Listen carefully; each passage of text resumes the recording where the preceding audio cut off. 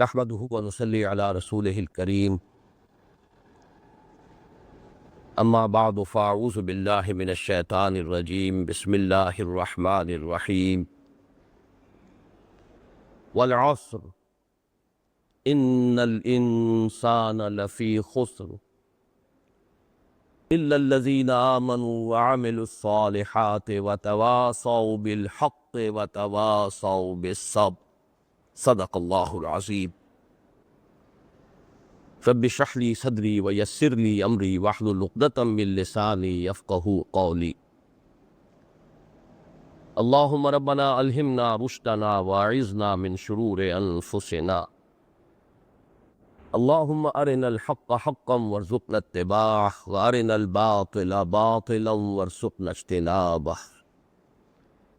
اللهم وفقنا لما تحب وترضى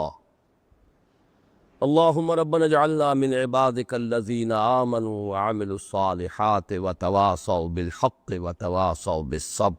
آمین یا رب العالمین۔ اگرچہ اعلان تو یہ تھا کہ آج ہم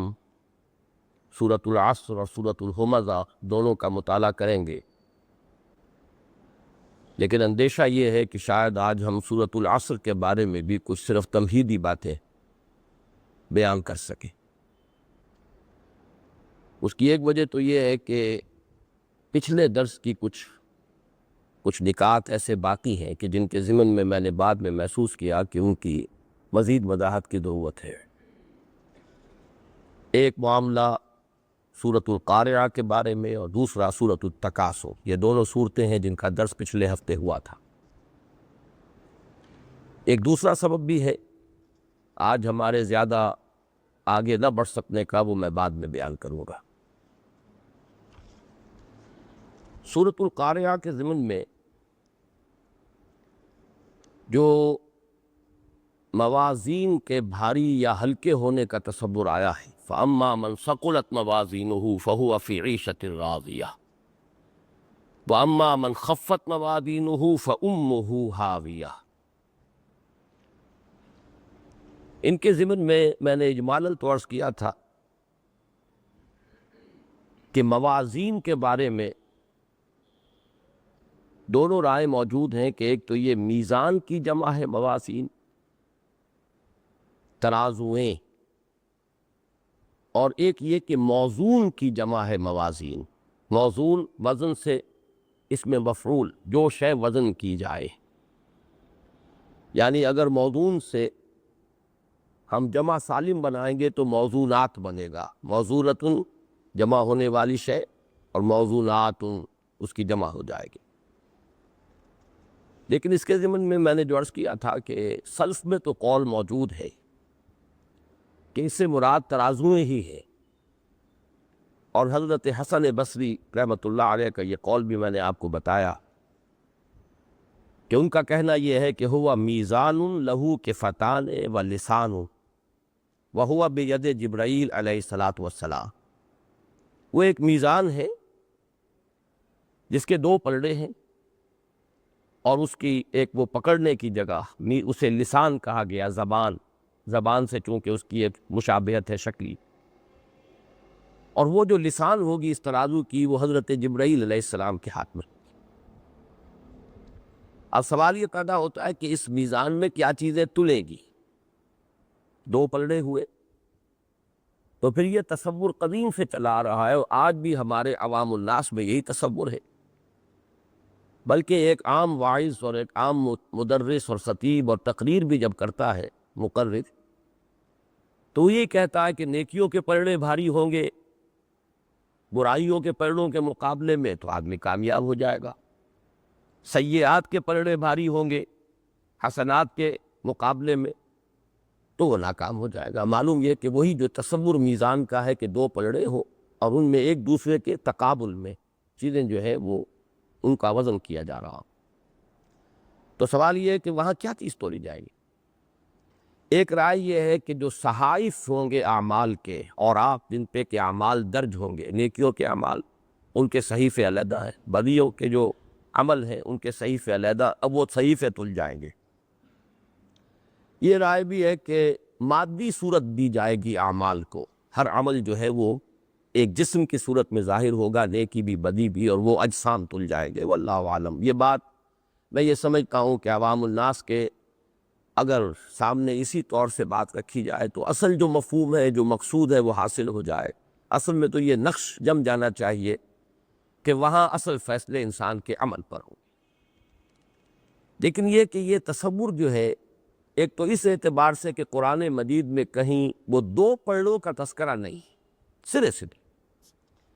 میں نے وہ مقامات تو آپ کو گنوا دیے تھے کہ جن میں یہ ثقلت موازینہ اور خفت موازینہ کا تذکرہ ہے موجود. ایک تو یہ سورہ قارعہ جو ہم پڑھ رہے تھے پچھلی مرتبہ، جس کا درس ہوا ہے. پھر سورہ اعراف میں ہے والوزن یومئذ الحق فمن ثقلت موازینہ فاولئک هم المفلحون ومن خفت موازینہ فاولئک الذین خسروا انفسهم بما كانوا بآیاتنا یظلمون. اس طرح سورہ مومنون میں ہے فَإِذَا نُفِخَ فِي الصُّورِ فَلَا أَنْسَابَ بَيْنَهُمْ يَوْمَئِذٍ وَلَا يَتَسَاءَلُونَ فَمَنْ ثَقُلَتْ مَوَازِينُهُ فَأُولَئِكَ هُمُ الْمُفْلِحُونَ وَمَنْ خَفَّتْ مَوَازِينُهُ فَأُولَئِكَ الَّذِينَ خَسِرُوا أَنفُسَهُمْ فِي جَهَنَّمَ خَالِدُونَ. لیکن یہاں کہیں یہ تذکرہ نہیں ہے کہ وہ نیکیوں کے پلڑے اور بدیوں کے پلڑے اور وہ ایک دوسرے کے مقابلے میں تولے جائیں گے. اس کا تصور قرآن مجید میں کہیں موجود ہے. تو جو بات معلوم ہوتی ہے وہ یہی ہے کہ موزون ہی یہاں پر صحیح ترجمہ ہے. قابل وزن چیزیں جن کی ایک معیار سے کم تر ہوں گی وہ ناکام ہو جائیں گے، اور جن کی وہ ایک معیار سے بالا تر ہوں گی وہ کامیاب ہو جائیں گے. جن کی کم تر ہوں گی وہ ناکام، جن کے بالا تر ہوں گی وہ کامیاب. اب یہاں سے اصل میں جو میں نے عرض کیا تھا کہ یہ جو تین صورتوں میں ایک مضمون کا ارتقا ہوا ہے، اس میں ایک بڑی ملتقی ترتیب ہے، اور اس سے یہ تصور جو ہے یہ بہت نکھر کر سامنے آتا. سورۃ الزلزال میں تصور یہ آیا ہر انسان کے سامنے اس کے اعمال آ جائیں گے، وہ دیکھ لے گا. یومئذ یصدر الناس اشتاتا لیروا اعمالهم، انہیں دکھلا دیا جائے گا ان کے اعمال. اب وہ کیا ہے؟ فمن یعمل مثقال ذرۃ خیرا یرہ ومن یعمل مثقال ذرۃ شرا یرہ. انسان جو کچھ دیکھے گا اپنی نیکیوں اور اپنے سیئات کو، ظاہر بات ہے وہ ظاہر کے اعتبار سے ہوگی. ایک عمل جو ظاہری اعتبار سے نیکی ہے، ایک عمل جو ظاہری اعتبار سے برا ہے. انسان کی نگاہ یہی تک جاتی ہے. تو سب سے پہلا مرحلہ جو ہے قیامت میں جو حساب کتاب کا ہے، اس میں یہ ہے کہ اعمال دکھا دیے جائیں. چنانچہ نقشہ جو کھینچا گیا ہے ان تین مقامات پر، جن کا میں نے پچھلی مرتبہ بھی تذکرہ کیا، حوالہ دیا آیات کا، کہ کچھ لوگ ہوں گے جو خوش ہوں گے کہ بڑے بڑے اعمال ہمارے ہیں نیکیوں، لیکن وہ شراب کے مانند ہوں گی، وہ نیکیاں نہیں ہوں گی. دیکھنے میں پانی نظر آئے گا، حقیقت میں پانی نہیں ہوگا. ان الذین کفروا اعمالهم کسراب بقیعۃ یحسبہ الظمآن ماء. پیاسا سمجھتا ہے پانی کو، سمجھے گا کہ پانی ہے، پانی نہیں ہوگا. حتی اذا جاءہ لم یجدہ شیئا ووجد اللہ عندہ فوفاہ حسابہ. اسی طریقے سے کچھ لوگوں کی نیکیوں کے اعمال جو ہے وہ بڑے اونچے اونچے پہاڑوں کے مانند ہوں گے، لیکن وَقَدِمْنَا إِلَىٰ مَا عَمِلُوا مِنْ عَمَلٍ فَجَعَلْنَاهُ هَبَاءً مَنْثُورًا. ہم بڑھیں گے، اور یہ الفاظ جو ہے یہ بریکٹ میں سمجھیے اضافہ کر رہا ہوں، اور ٹھوکر مارے گے. جنہیں تم نیکیاں سمجھ رہے ہو وہ حقیقت میں نیکی نہیں ہے، اور وہ غبار بن کر ہوا میں تحلیل ہو جائے. اسی کو بیان کیا گیا کراماد اشتدت بہ الریح فی یوم عاصف. راک کے گھیر کے مانند ہو گئے وہ، کیا بات. لیکن بہرحال پہلا مرحلہ وہی ہے، فمن یعمل مثقال ذرۃ خیرا یرہ ومن یعمل مثقال ذرۃ شرا یرہ. اگلی صورت میں آتا ہے وَحُصِّلَ مَا فِي الصُّدُورِ. اب ہر عمل کا جو ہے قدر و قیمت کا تعین ہوگا اس چیز کے اعتبار سے جو سینوں میں تھی. سینوں میں کیا ہے؟ ایمان یا نفاق یا ریاکاری یا صرف شہرت طلبی، دنیا ہی میں اپنی نیکیوں کا بدلہ چاہنا. اس اعتبار سے اب ضرب لگے گی. صرف وہی اعمال جو ہیں وہ قابل وزن ہوں گے جن کی بنیاد میں ایمان ہو. جن کی بنیاد میں ایمان ہے ہی نہیں وہ قابل وزن ہی نہیں ہے. لا نقیم لہم یوم القیامت وزنا. ان کا کوئی وزن قرار پائے گا ہی نہیں، اس لیے کہ وہ تو معلوم ہوا کہ حبام منصورہ، جیسے کہ میں نے عرض کیا، وہ تو سراب ہے، پانی ہے ہی نہیں۔ تو موزون اب جو رہ جائیں گے اعمال، وہ نیک اعمال وزن کیے جائیں گے کہ جن کی بنیاد خلوص پر ہو، اخلاص پر ہو، ایمان پر۔ یا ایمان کو اس قانونی معنی میں نہ لیجئے، حقیقی معنی۔ اس لیے کہ اگر بظاہر کوئی شخص مسلمان ہے لیکن ریاکارانہ نیکی کر رہا ہے تو حقیقی ایمان تو اسے حاصل نہیں ہے۔ یہاں ایمان سے مراد وہ باطنی اور حقیقی ایمان، اس لیے کہ نیت کا تعلق تو اسی سے۔ تو یہ حصل ما فی الصدور، یہ ہے اصل میں دوسرا اس کا ایلیمنٹ حساب کتاب کا، کہ اب ان اعمال جو نیکیاں بظاہر نظر آ رہی ہیں ان کو بھی ضرب لگے گی نیتوں کے ساتھ، اور وہ اگر بدنیتی ہے، ریا ہے، سماع ہے، تو وہ زیرو سے ضرب کھا کر زیرو ہو جائے، وہ قابل وزن نہیں ہوگی۔ اب معلوم ہوا کہ وہ موازین جو ہے، فاما من ثقلت موازینہ واما من خفت موازینہ، یہ دونوں در حقیقت مراد ہے نیک اعمال کہ جن کی بنیاد میں ایمان اور خلوص اور اخلاص تھا۔ اب سوال پیدا ہوتا ہے کہ ان کے بھاری اور ہلکے ہونے کا کیا تعلق ہے؟ ایک مقابلے میں کس چیز سے؟ بھاری یا ہلکا ہونا کسی شے کے مقابلے میں ہوگا نا، کسی معیار سے اس کا تقابل کیا جائے۔ یہ ہے وہ چیز جو میں نے تیسرے درجے میں بیان کی تھی کہ یہاں اصل میں ہر شخص کا ایک علیحدہ معیار ہوگا۔ اللہ کے ہاں تمام انسان کسی ایک ہی باٹ سے نہیں تولے جائیں گے، تمام انسان جو ہے وہ اندھے کی لاٹھی کے مانند ایک ہی لاٹھی سے نہیں ہانکے جائیں گے۔ ہر شخص کے لیے وہ کم سے کم معیار کے جو نجات کا ہے اس کے لیے وہ مختلف ہوگا، اور وہ معین ہوگا اس کی اپنی وسعت اور شاکلہ کے اعتبار سے۔ اس کے لیے گیون کیا ایلیمنٹس تھے اس کی شخصیت کے لیے، جینز کون سے ملے تھے، اس میں بھلائی کا رجحان غالب تھا یا بدی کا رجحان غالب تھا، پھر ماحول کون سا ملا تھا، وہ مشرکوں کے ماحول میں پیدا ہوا، کفار کے ماحول میں پیدا ہوا، ملحدوں کے ماحول میں پیدا ہوا، یا اہل ایمان اور جو بھی حقائق ہیں ان کو جاننے والا جو ماحول ہے اس میں اس کی پیدائش ہوئی، پھر تعلیم کیا ملی۔ تو یہ ساری چیزیں شاکلہ اور وسعت ہر شخص کی علیحدہ ہے، ہر شخص کی اپنی شخصیت، اس کی مزاج، اس کی استاد طبع، اس کا مزاج، یہ تمام چیزیں مختلف۔ تو ہر شخص کے لیے ایک معیار ہوگا، اس سے کم تر رہ گیا ناکام۔ یہ ہے گویا کہ واما من خفت موازینہ، اس کے قابل وزن اعمال، اس کے لیے جو کم سے کم معیار تھا اس کی وسعت اور شاکلہ کے اعتبار سے اس سے بھی کم رہے، ہلکے رہ گئے اس معیار سے، لہذا وہ ناکام۔ اور اس کے قابل وزن اعمال اگر اس معیار سے بالا تر ہو گئے، اونچے ہو گئے، وہ کامیاب ہو جائے۔ فَأَمَّا مَنْ ثَقُلَتْ مَوَازِينُهُ فَهُوَ فِي عِيشَةٍ رَاضِيَةٍ وَأَمَّا مَنْ خَفَّتْ مَوَازِينُهُ فَأُمُّهُ هَاوِيَةٌ وَمَا أَدْرَاكَ مَا هِيَ نَارٌ حَامِيَةٌ۔ یہ میں چاہتا تھا کہ ذرا مزید تشریح کے ساتھ آپ کے سامنے یہ موازین اور ان کا خفیف اور ثقیل ہونا کس اعتبار سے ہے، اور یہ موضوعات در حقیقت صرف اعمال صالحہ، خیر کے اعمال، اور وہ بھی وہ کہ جن کی بنیاد ایمان پر تھی، جن کے پیچھے نیت درست تھی، وہ اگر ایک معیار معین جو اس شخص کے لیے علیحدہ معین ہوگا اس کی وسعت اور اس کی شاکلہ کے اعتبار سے،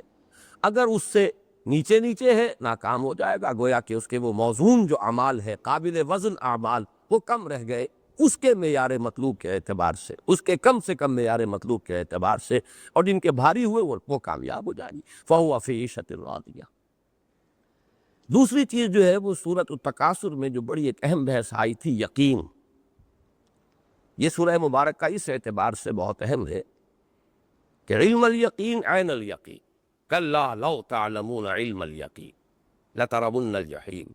ثم لترونها عین الیقین۔ تو یقین کے ساتھ یہ علم الیقین، عین الیقین، اور یہ ایک دوسرے کے تقابل سے اس سورہ مبارکہ میں آئی۔ یہ بڑی اہم گہری علمی بحث ہے، اور اس کے ساتھ میں نے عرض کیا تھا کہ محققین ایک تیسرا درجہ قرار دیتے ہیں، اور وہ ہے حق الیقین۔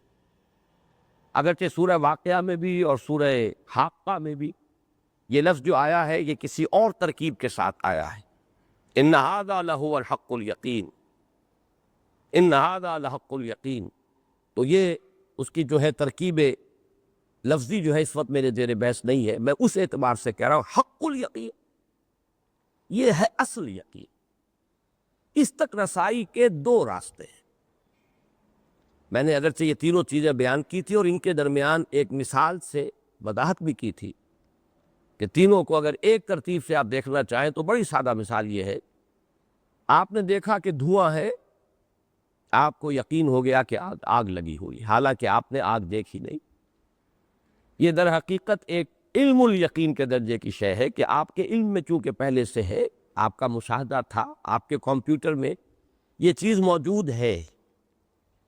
اور وہ یہ کہ جہاں آگ ہوتی ہے دھواں ہوتا ہے، جہاں دھواں ہوتا ہے آگ ہوتی ہے۔ تو آپ نے دھواں دیکھا اور آگ کا یقین ہو گیا، آگ لگی ہے فلاں جگہ۔ یہ علم الیقین ہے۔ اس میں استدلال کا ایلیمنٹ آئے گا۔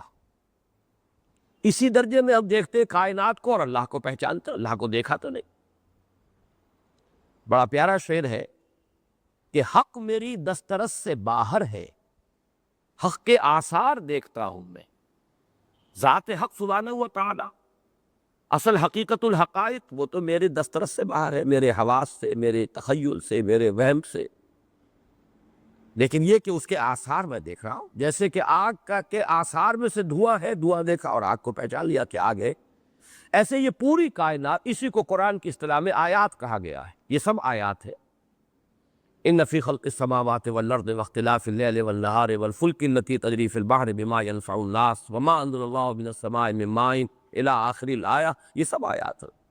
ومن آیاتہ ومن آیاتہ ومن آیاتہ، سورہ روم میں ایک بڑا طویل سلسلہ چلا آیات کا، اس کی آیات میں سے یہ بھی ہے، اس کی آیات میں سے یہ بھی ہے، اس کی آیات میں سے یہ بھی ہے۔ یہ کل کائنات، اس کا ایک ایک ذرہ اللہ کی آیات میں سے۔ ہم آیات کو دیکھ رہے ہیں اور اللہ کو پہچان رہے ہیں۔ یہ علم الیقین ہے۔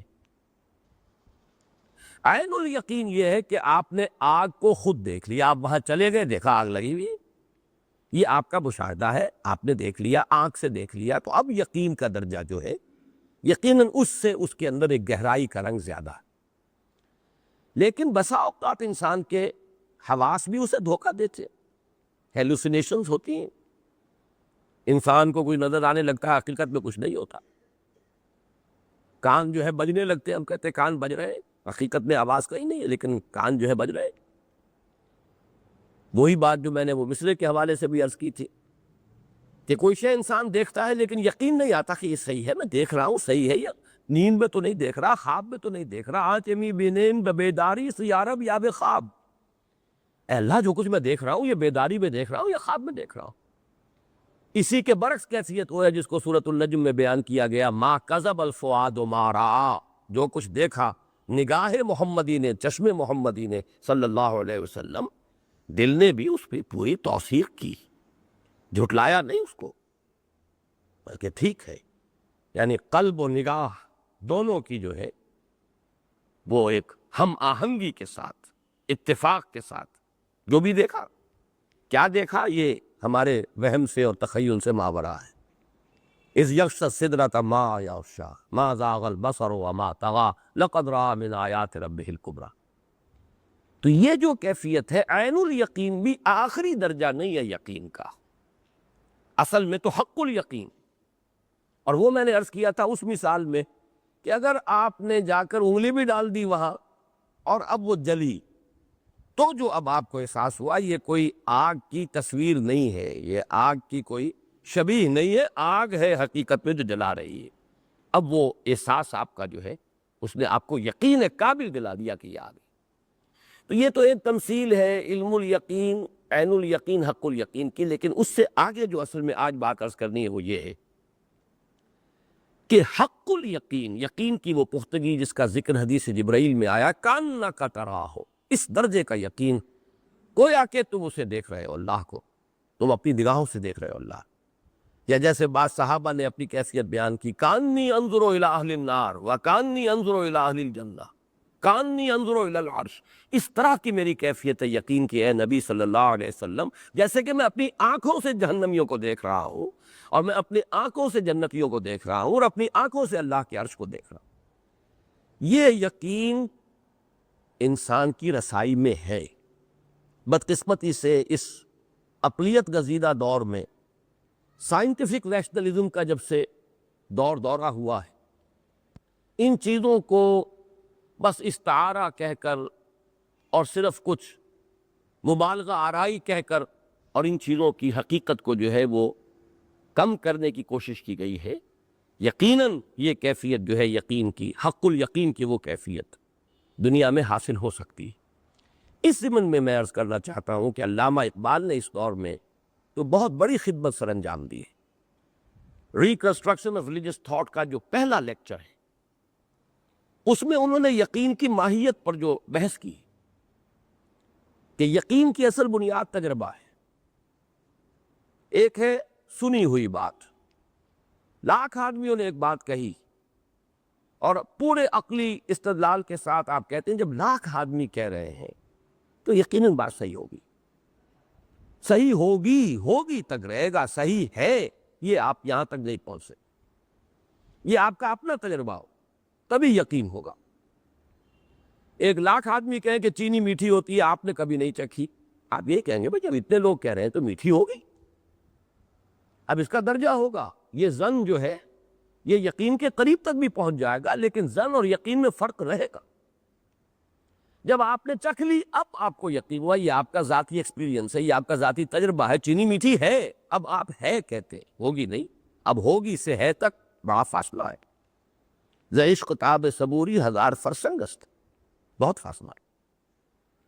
یہ جو ہے اس کو ایک اور اعتبار سے علامہ اقبال نے پھر اس پر بحث کی ہے کہ در حقیقت آج کے انسان کی گمراہی یہ ہے کہ وہ صرف ایک تجربے سے واقف ہے اور وہ ہے ایکسٹرنل ایکسپیرینس، وہ تجربہ جو ہمیں حواس ظاہری اور حواس خارجی سے ہوتا ہے۔ آنکھ دیکھتی ہے،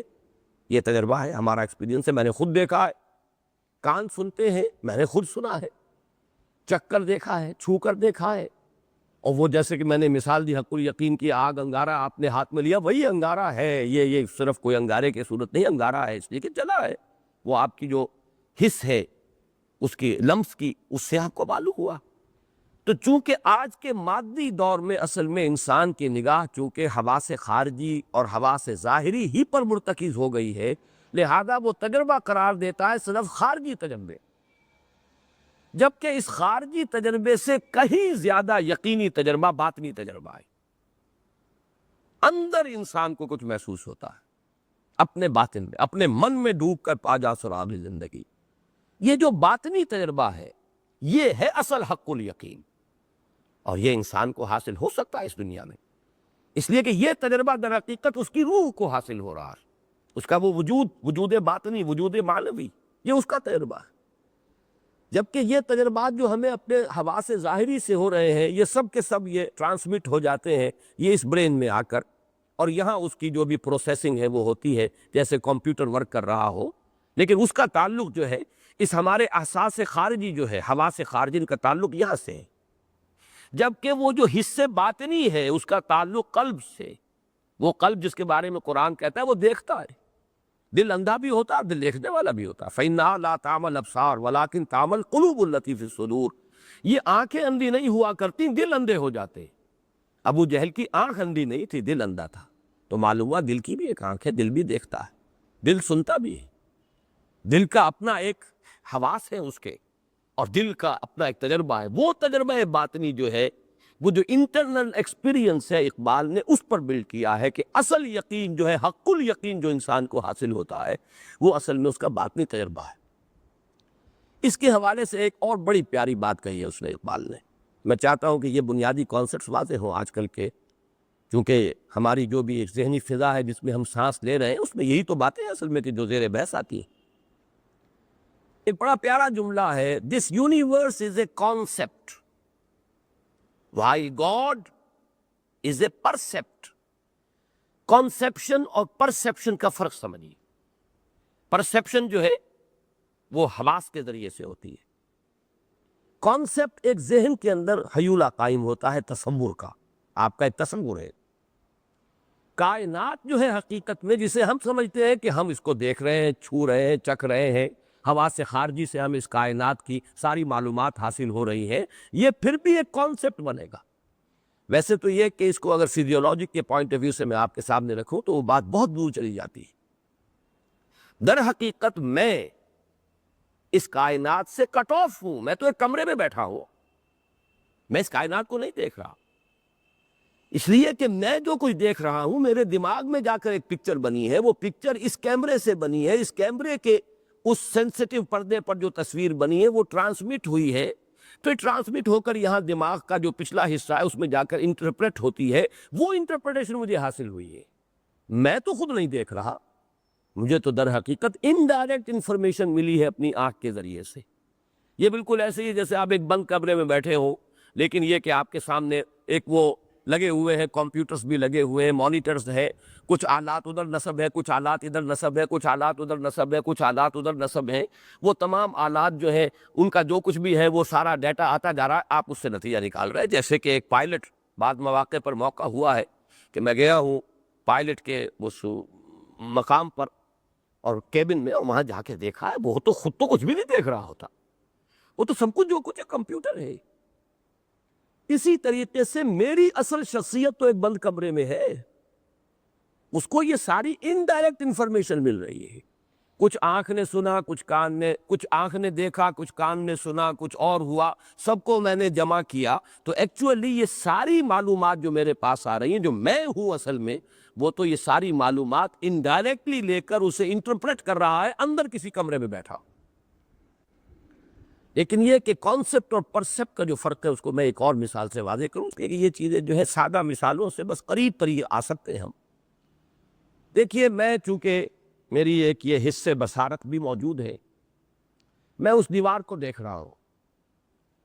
اس دیوار کا مجھے اندازہ ہو گیا اس کی اونچائی تقریباً اتنی ہے، چوڑائی اتنی ہے، اس کا رنگ ایسا ہے، بنی ہوئی ایسی ہے۔ یہ ساری چیزیں جب آ گئیں تو اس کا ایک تصور میرے ذہن میں قائم ہو گیا۔ تصور اس وقت تک قائم نہیں ہو سکتا جب تک کہ اس کا ایک پورا ہیولہ ذہن میں نہ آئے۔ فرض کیجئے کہ میری بینائی نہیں ہے، میں جا کر اور اپنے ہاتھ سے اس کو چھوتا ہوں، دیوار ہے یہاں،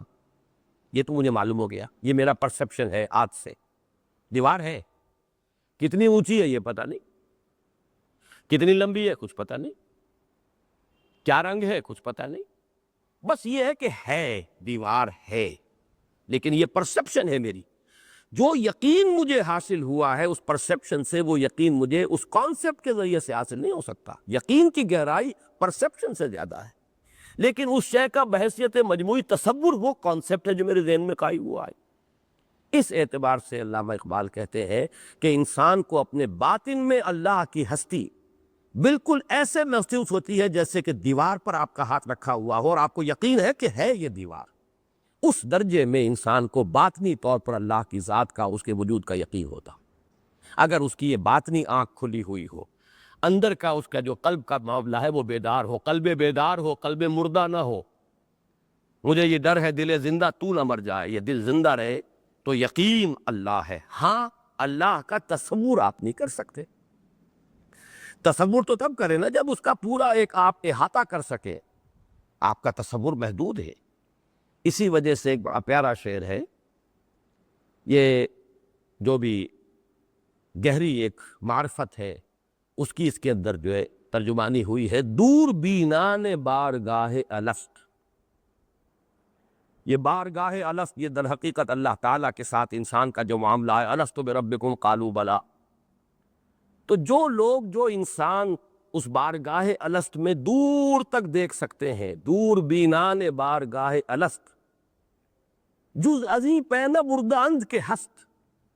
اس کے سوا وہ کسی اور چکر میں پڑتے ہی نہیں کہ ہے، یہ ہے کا یقین تو انہیں کامل ہے کہ ہے۔ باقی وہ کیسا ہے، کس طرح کا ہے، وہ صفات کے معاملے کو بھی، جو صفات ہمیں قرآن نے بتائی ہیں، حضور نے بتائی ہیں، وہ صفات کو بھی مانتے ہیں، لیکن صفات کے بارے میں بھی کئی دفعہ میں نے تجزیہ کر کے آپ کو بتایا ہے ہمارا کیا تصور ہے صفات کا، کچھ بھی نہیں۔ اللہ دیکھتا ہے، کیسے دیکھتا ہے ہمیں کیا پتا، ہم لفظ دیکھنا استعمال کرتے ہیں تو ہمارا ایک تصور ہے دیکھنے کا، ہماری آنکھ ہے، ایک شے خارج میں ہے جس کو دیکھا جا رہا ہے، اور اس کے درمیان میں ایک واسطہ ہے نور، وہ نور ہے خارج میں تو میں دیکھ سکوں گا ورنہ نہیں، اور میری اپنی آنکھ کے اندر بھی بصیرت ہو تو میں دیکھ سکوں گا ورنہ نہیں۔ یہ ساری چیزیں ہوں تو ایک دیکھنے کا عمل مکمل ہوتا ہے۔ اللہ تعالیٰ کا دیکھنا ان میں سے کسی شے پر موقوف نہیں اور منحصر نہیں۔ تو یہ تو صرف ایک لفظی اشتراک ہے کہ اللہ دیکھتا ہے ہر شے، کیسے دیکھتا ہم نہیں جانتے۔ اللہ علیم ہے، کتنا علیم ہے، اس کے علم کی نوعیت کیا ہے، کیا ہمیں معلوم۔ بس ایک یقین ہے بکل شیء علیم، یقین ہے هو علی کل شیء قدیر، یقین ہے هو معکم اینما کنتم، لیکن کیسے کچھ نہیں جانتے۔ جہاں اس چکر میں پڑتے ہیں سو الجھاؤ، وہاں پر تو انسان جو ہے 100 طرح کے منطقی جو ہے الجھاؤ پیدا ہو جائے گی۔ اصل شے ہے کہ ہے، اور آج میں ایک شے کا اور اضافہ کر رہا ہوں، انسان کی ہدایت کا کل دار و مدار دو چیزوں پر ہے۔ ایک ذات باری تعالیٰ کے بارے میں یہ یقین، حق الیقین کہ ہے، کیا ہے، کیسا ہے، کیا صفات جو ہے مثبت ہے، کیا منفی ہے، کون سی بنیادی ہے، کون سی فروعی ہے، پھر وہ صفات ذات حق کا حصہ ہے، جز ہے صفات ذات حق، حق سے جدا یا عین ذات، یہ ویسے چھوڑ دی ہے۔ یہ یقین کہ ہے ایک ہستی ہے جس نے اس کو بنایا، وہی اصل ہے، وہی اصل حقیقت ہے، وہی ذات حق ہے۔ دور بینان بارگاہ الست جز ازیں پہ نہ بردانت کے ہست ہے۔ اور دوسری بات یہ کہ اس کے پاس جانا ہے، بس یہ دو چیزیں، ہدایت کامل ہو جائے گی اس سے۔ اور یہی دو چیزیں ہیں جو جمع کی گئی ہیں، انا للہ و انا الیہ راجعون۔ اس پر یقین ہو، یہ دل میں گہرا پختہ جمع ہوا ہو، تو بس یہی ہے اصل ہدایت کی جڑ بنیاد۔ اب اس کے بعد تو پھر سارا اس کا ایک تقاضے ہے، وہ ابھریں گے، خود بخود جاننا چاہے گا وہ کیسے راضی ہوتا ہے، کن چیزوں سے ناراض ہے، کیا چیزیں اسے پسند ہے، کیا چیزیں ناپسند ہے۔ لیکن یہ دو یقین، انا للہ و انا الیہ راجعون، ذالک بان اللہ هو الحق، وہ حق ہے، ذات حق ہے، وہ وجود حقیقی ہے، ڈھکوسلا نہیں ہے، ہمارے ذہن کی اختراع نہیں ہے، وہ ہمارے فکر کی پیداوار نہیں ہے، می تراشد فکر ما ہردم خدا ولد دیگر، یہ نہیں ہے، وہ تو ہے، وہ ایک ہستی ہے، اور ہستی ہے ذات حق، اور یہ کہ ہمیں اس کے حضور حاضر ہوتا ہے۔ یہ حق الیقین ہے اصل میں، جو علم الیقین کے ذریعے بھی دنیا میں حاصل ہو سکتا ہے، اور عین الیقین کے ذریعے سے بھی، لیکن محض علم الیقین بھی حق الیقین نہیں ہے، اور محض عین الیقین بھی حق الیقین نہیں ہے۔ حق الیقین تو اس کے بعد کا ایک گہرا درجہ ہے، جبکہ انسان کا اندر کی شخصیت جو ہے، اس کی روح جو ہے وہ بیدار ہو اور وہ محسوس کرے، اور اس کے لیے اللہ تعالیٰ کی ذات ایک پرسیپٹ بن جائے، کانسیپٹ نہ ہو، بلکہ یہ کہ وہ تو گویا کہ دور بینان بارگاہ الست جو زدی پہ نبردہ اند کے ہست۔ یہ میں چاہتا تھا کہ کچھ تھوڑا سا اس یقین کے جو مراحل اور مدارج ہے، علم الیقین اور عین الیقین کے حوالے سے جو بات سورۃ التکاثر میں آئی ہے، اس میں مزید اضافہ کر دوں۔ اب آئیے، اب سورۃ العصر کی طرف ہم آگے بڑھ رہے ہیں، لیکن اب دوسرا سبب جو ہے آج کے بارے میں جو میں نے کہا تھا کہ کچھ زیادہ پیش رفت نہیں ہو سکے گی، اس کا یہ ہے کہ میں بہت شدید حیران رہا آج۔ ایک تو اس وجہ سے کہ سورۃ العصر میں کیا بیان کروں، اس سورہ مبارکہ کے بارے میں میری تحریریں موجود، بے شمار دروس موجود، مفصل موجود، مختصر موجود، یہ تو میرا یوں سمجھیے کہ وہ بغیر تشبیہ کے اوڑھنا بچھونا رہی ہے،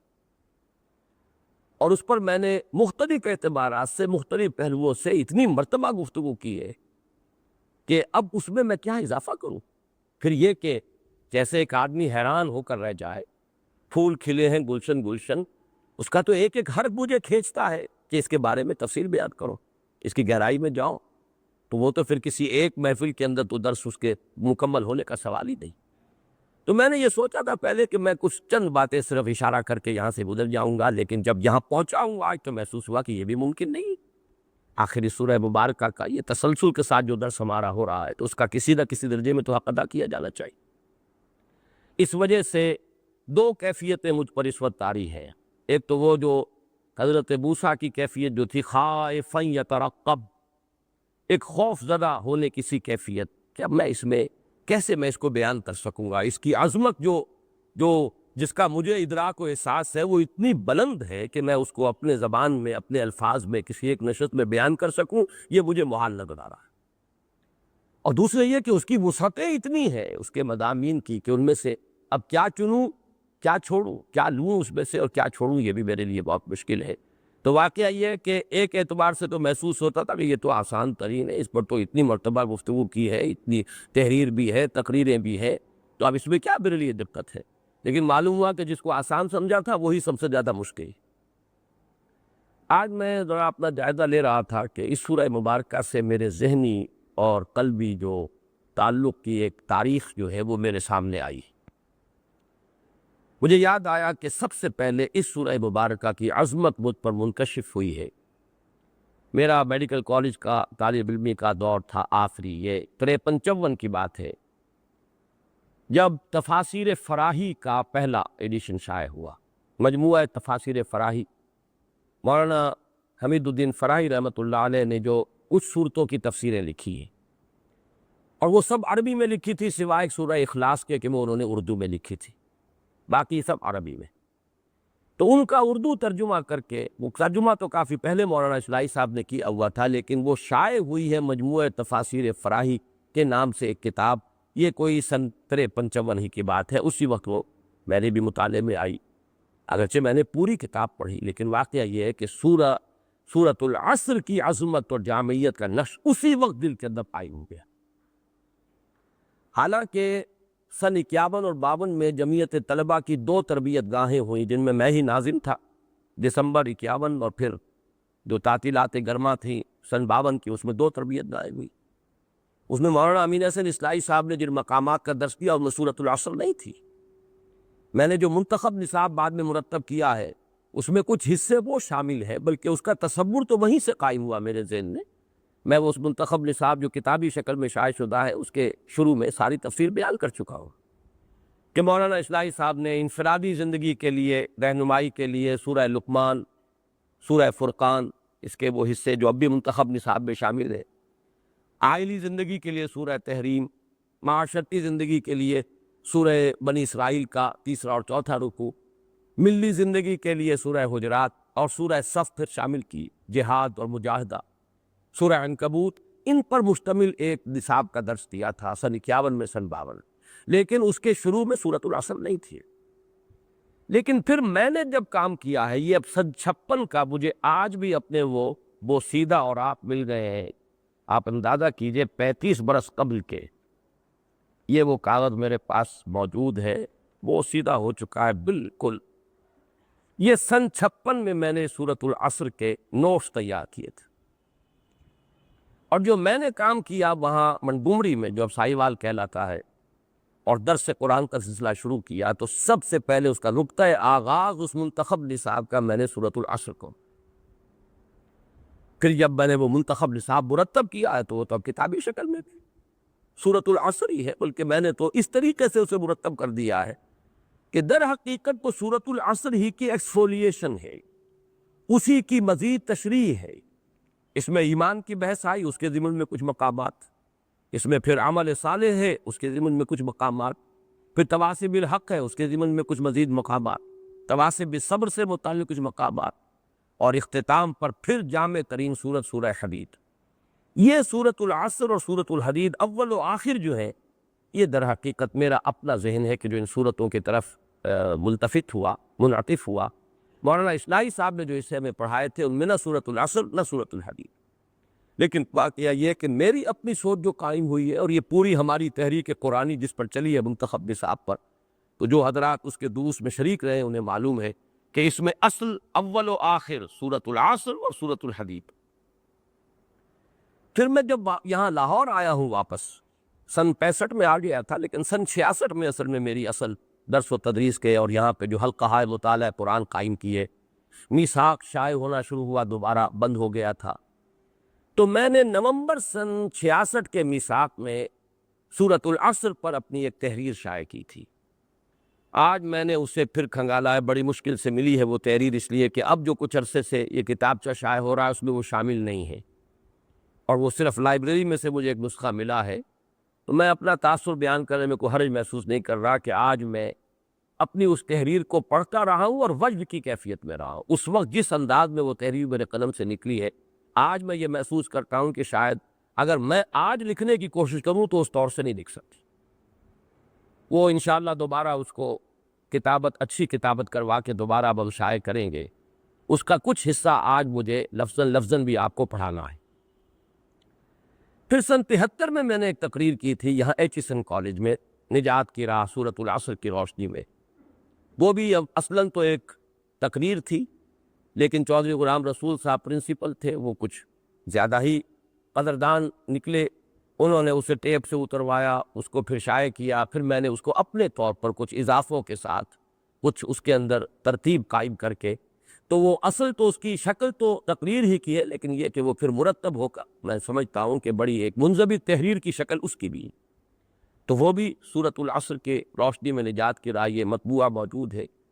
اور پھر جو منتخب نصاب کا درس ہوا وہ تو میں نے جیسا کہ عرض کیا ہے اتنی مرتبہ دیا ہے، اور سارا منتخب نصاب جو ہے در حقیقت وہ تشریح ہے سورۃ العصر کی، تو اس کے مختلف گوشے اور اس سے مختلف انداز میں بیان کر چکا ہوں کہ آج میں حقیقتاً بڑی ہی ایک اپنے لیے دقت محسوس کر رہا ہوں کہ اس سورہ مبارکہ میں سے اب میں کیا بیان کروں اور کس چیز کو چھوڑوں۔ تاہم اب میں جو آغاز کر رہا ہوں وہ اس اعتبار سے کہ یہ جو سلسلے وار درس ہمارا ہے اس میں اب آپ کے ذہن میں ہے یہ چیزیں موجود کہ میں سب سے پہلے مصحف میں جو ترتیب آ رہی ہے سورتوں کی اس کے اعتبار سے بحث کیا کرتا ہوں۔ تو یہ آپ کو یاد ہوگا کہ میں نے پچھلی 4 سورتیں سورۃ الزلزال، سورۃ العادیات، سورۃ القارعہ، سورۃ التکاثر کو قرار دیا کہ یہ ایک 4 سورہ ہے، اور اس کا عنوان قرار دیا تھا پھر وہی 4 سورہ انذار، جیسے کہ پہلے سورۃ التکویر، سورۃ الانفطار اور سورۃ المطففین اور سورۃ الانشقاق، وہ 4 سورہ انذار۔ ویسے تو یہ پورا گروپ جو ہے انذار کا گروپ ہے، لیکن یہ کہ مختلف جگہوں پر مختلف علمی مضامین، معرفت کے مضامین یہ آئے ہیں، لہٰذا جہاں انذار کا رنگ زیادہ گہرا ہے، خبردار کرنا، آخرت کی خبر دینا، ہوشیار، وقت آئے گا تمہیں اپنے رب کے حضور میں کھڑا ہونا ہوگا، اپنے تمام اعمال جو ہے انہیں فیس کرنا ہوگا، ایک اکاؤنٹیبلٹی، گراؤنڈ اکاؤنٹیبلٹی فیس کرنی ہوگی، یہ انذار۔ اس میں یہ کہ یہ 4 سورتیں جو ہے 4 سوروں کے جو میں نے 5 آپ کے سامنے گروپ رکھے تھے ان میں سے آخری قرار دیا تھا۔ آج میں ذرا اپنی اس بات میں تھوڑی سی تبدیلی کر رہا ہوں، اس لیے کہ یہ جو جوڑا ہے سورۃ العصر اور سورۃ الحمزہ، ان کا بھی مضمون وہی انذار ہے، اور یہ قرار دیا جا سکتا ہے کہ ان 6 سورتوں کو آپ جمع کر لیجئے اپنے ذہن میں، سورہ زلزال سے لے کر سورہ حمزہ تک۔ اس کے بعد اب جو سورتیں آ رہی ہیں وہ جوڑوں کی شکل میں ہیں، لیکن اب وہ انذار کا مضمون اس میں گہرا نہیں ہے۔ 2 سورتیں سورۃ الفیل اور سورۃ القریش اب یہ تو آئیں گی، جو خاص ایک تاریخی پس منظر ہے مکہ مکرمہ کا، اور قریش پر اللہ تعالیٰ کے جو انعامات ہوئے ان کے حوالے سے گفتگو ہے، وہ ایک تاریخی بحث ہے اصل میں۔ اور اس کے بعد پھر 2 سورتیں، ان میں سورۃ الکوثر، حضور صلی اللہ علیہ وسلم اللہ کا خصوصی فضل اور انعام، اس کا ذکر ہے۔ اسی طریقے سے سورۃ الکافرون، اس کے اندر ایک برات ہے، اعلان ہے علیحدگی کا، پھر ایک پیشین گوئی کہیے یا جو بھی اللہ تعالیٰ کا احسان، جو فتح آئی، اذا جاء نصر اللہ والفتح، یہ تمام اب صورتیں جو ہے اپنی جگہ پر مستقل مضامین کی حامل ہیں۔ ان میں وہ انذار والا پہلو معوذتین وہ اپنی جگہ پر ایک مضمون ہے، قل اعوذ برب الفلق قل اعوذ برب الناس، اب اس میں وہ انذار کا رنگ تو نہیں ہے، آخرت کی وہ خبر اس طور سے جو ہے وہ تو یہاں پہ نہیں ہے۔ سورۃ الاخلاص ہے توحید کے موضوع پر، ایک بہت ہی جامع صورت ہے۔ تو اب جو 10 صورتیں اس کے بعد شروع ہوں گی، ان میں تو نوٹ کر لیجیے کہ اصل میں وہ در حقیقت اپنی جگہ پر مکمل اور خود مکتفی اپنے مضمون کے اعتبار سے سیلف سفیشینٹ قسم کے جوڑے ہیں اور صورتیں۔ البتہ یہ 6 صورتیں جو ہیں یہ تسلسل کے ساتھ آئی ہیں انذار کی، اور ان میں آج میں ایک بات کا اضافہ کر رہا ہوں، 2 باتوں کا۔ ایک تو یہ کہ اس 4 سورے میں سے بھی 3 صورتیں ہیں جو اصل میں ایک خاص ترتیب سے آ کر، اور اس کا نقطہ عروج جیسا کہ میں عرض کر چکا ہوں وہ سورۃ القارعہ میں آ گیا۔ تمہارے سارے اعمال تمہاری نگاہوں کے سامنے آ جائیں گے، نیکیاں بھی بدیاں بھی، یہ سورۃ الزلزال۔ پھر تمہارے سینوں میں سے بھی کچھ برآمد کیا جائے گا، تمہاری نیتیں بھی، ارادے بھی، عزائم بھی، ایمان تھا کہ نفاق تھا، اخلاص تھا یا ریاکاری تھی، اس کا نتیجہ نکلے گا فَأَمَّا مَنْ ثَقُلَتْ مَوَازِينُهُ فَهُوَ فِي عِيشَةٍ رَاضِيَةٍ وَأَمَّا مَنْ خَفَّتْ مَوَازِينُهُ فَأُمُّهُ هَاوِيَةٌ، وہ نتیجہ ہے آخری، یہاں بات مکمل ہو گئی۔ سورۃ التکاثر کا میں نے عرض کیا تھا رنگ جدا ہے، تو آج یوں نوٹ کیجئے کہ وہ 3 صورتیں علیحدہ ایک رنگ کی حامل ہیں، اور یہ 3 صورتیں سورۃ التکاثر، سورۃ العصر اور سورۃ الحمزہ، یہ ایک سب گروپ کی حیثیت رکھتی۔ جو حضرات اس مسلسل درس میں کافی عرصے سے شریک ہیں ان کو یاد ہوگا کہ میں نے اس سے پہلے بھی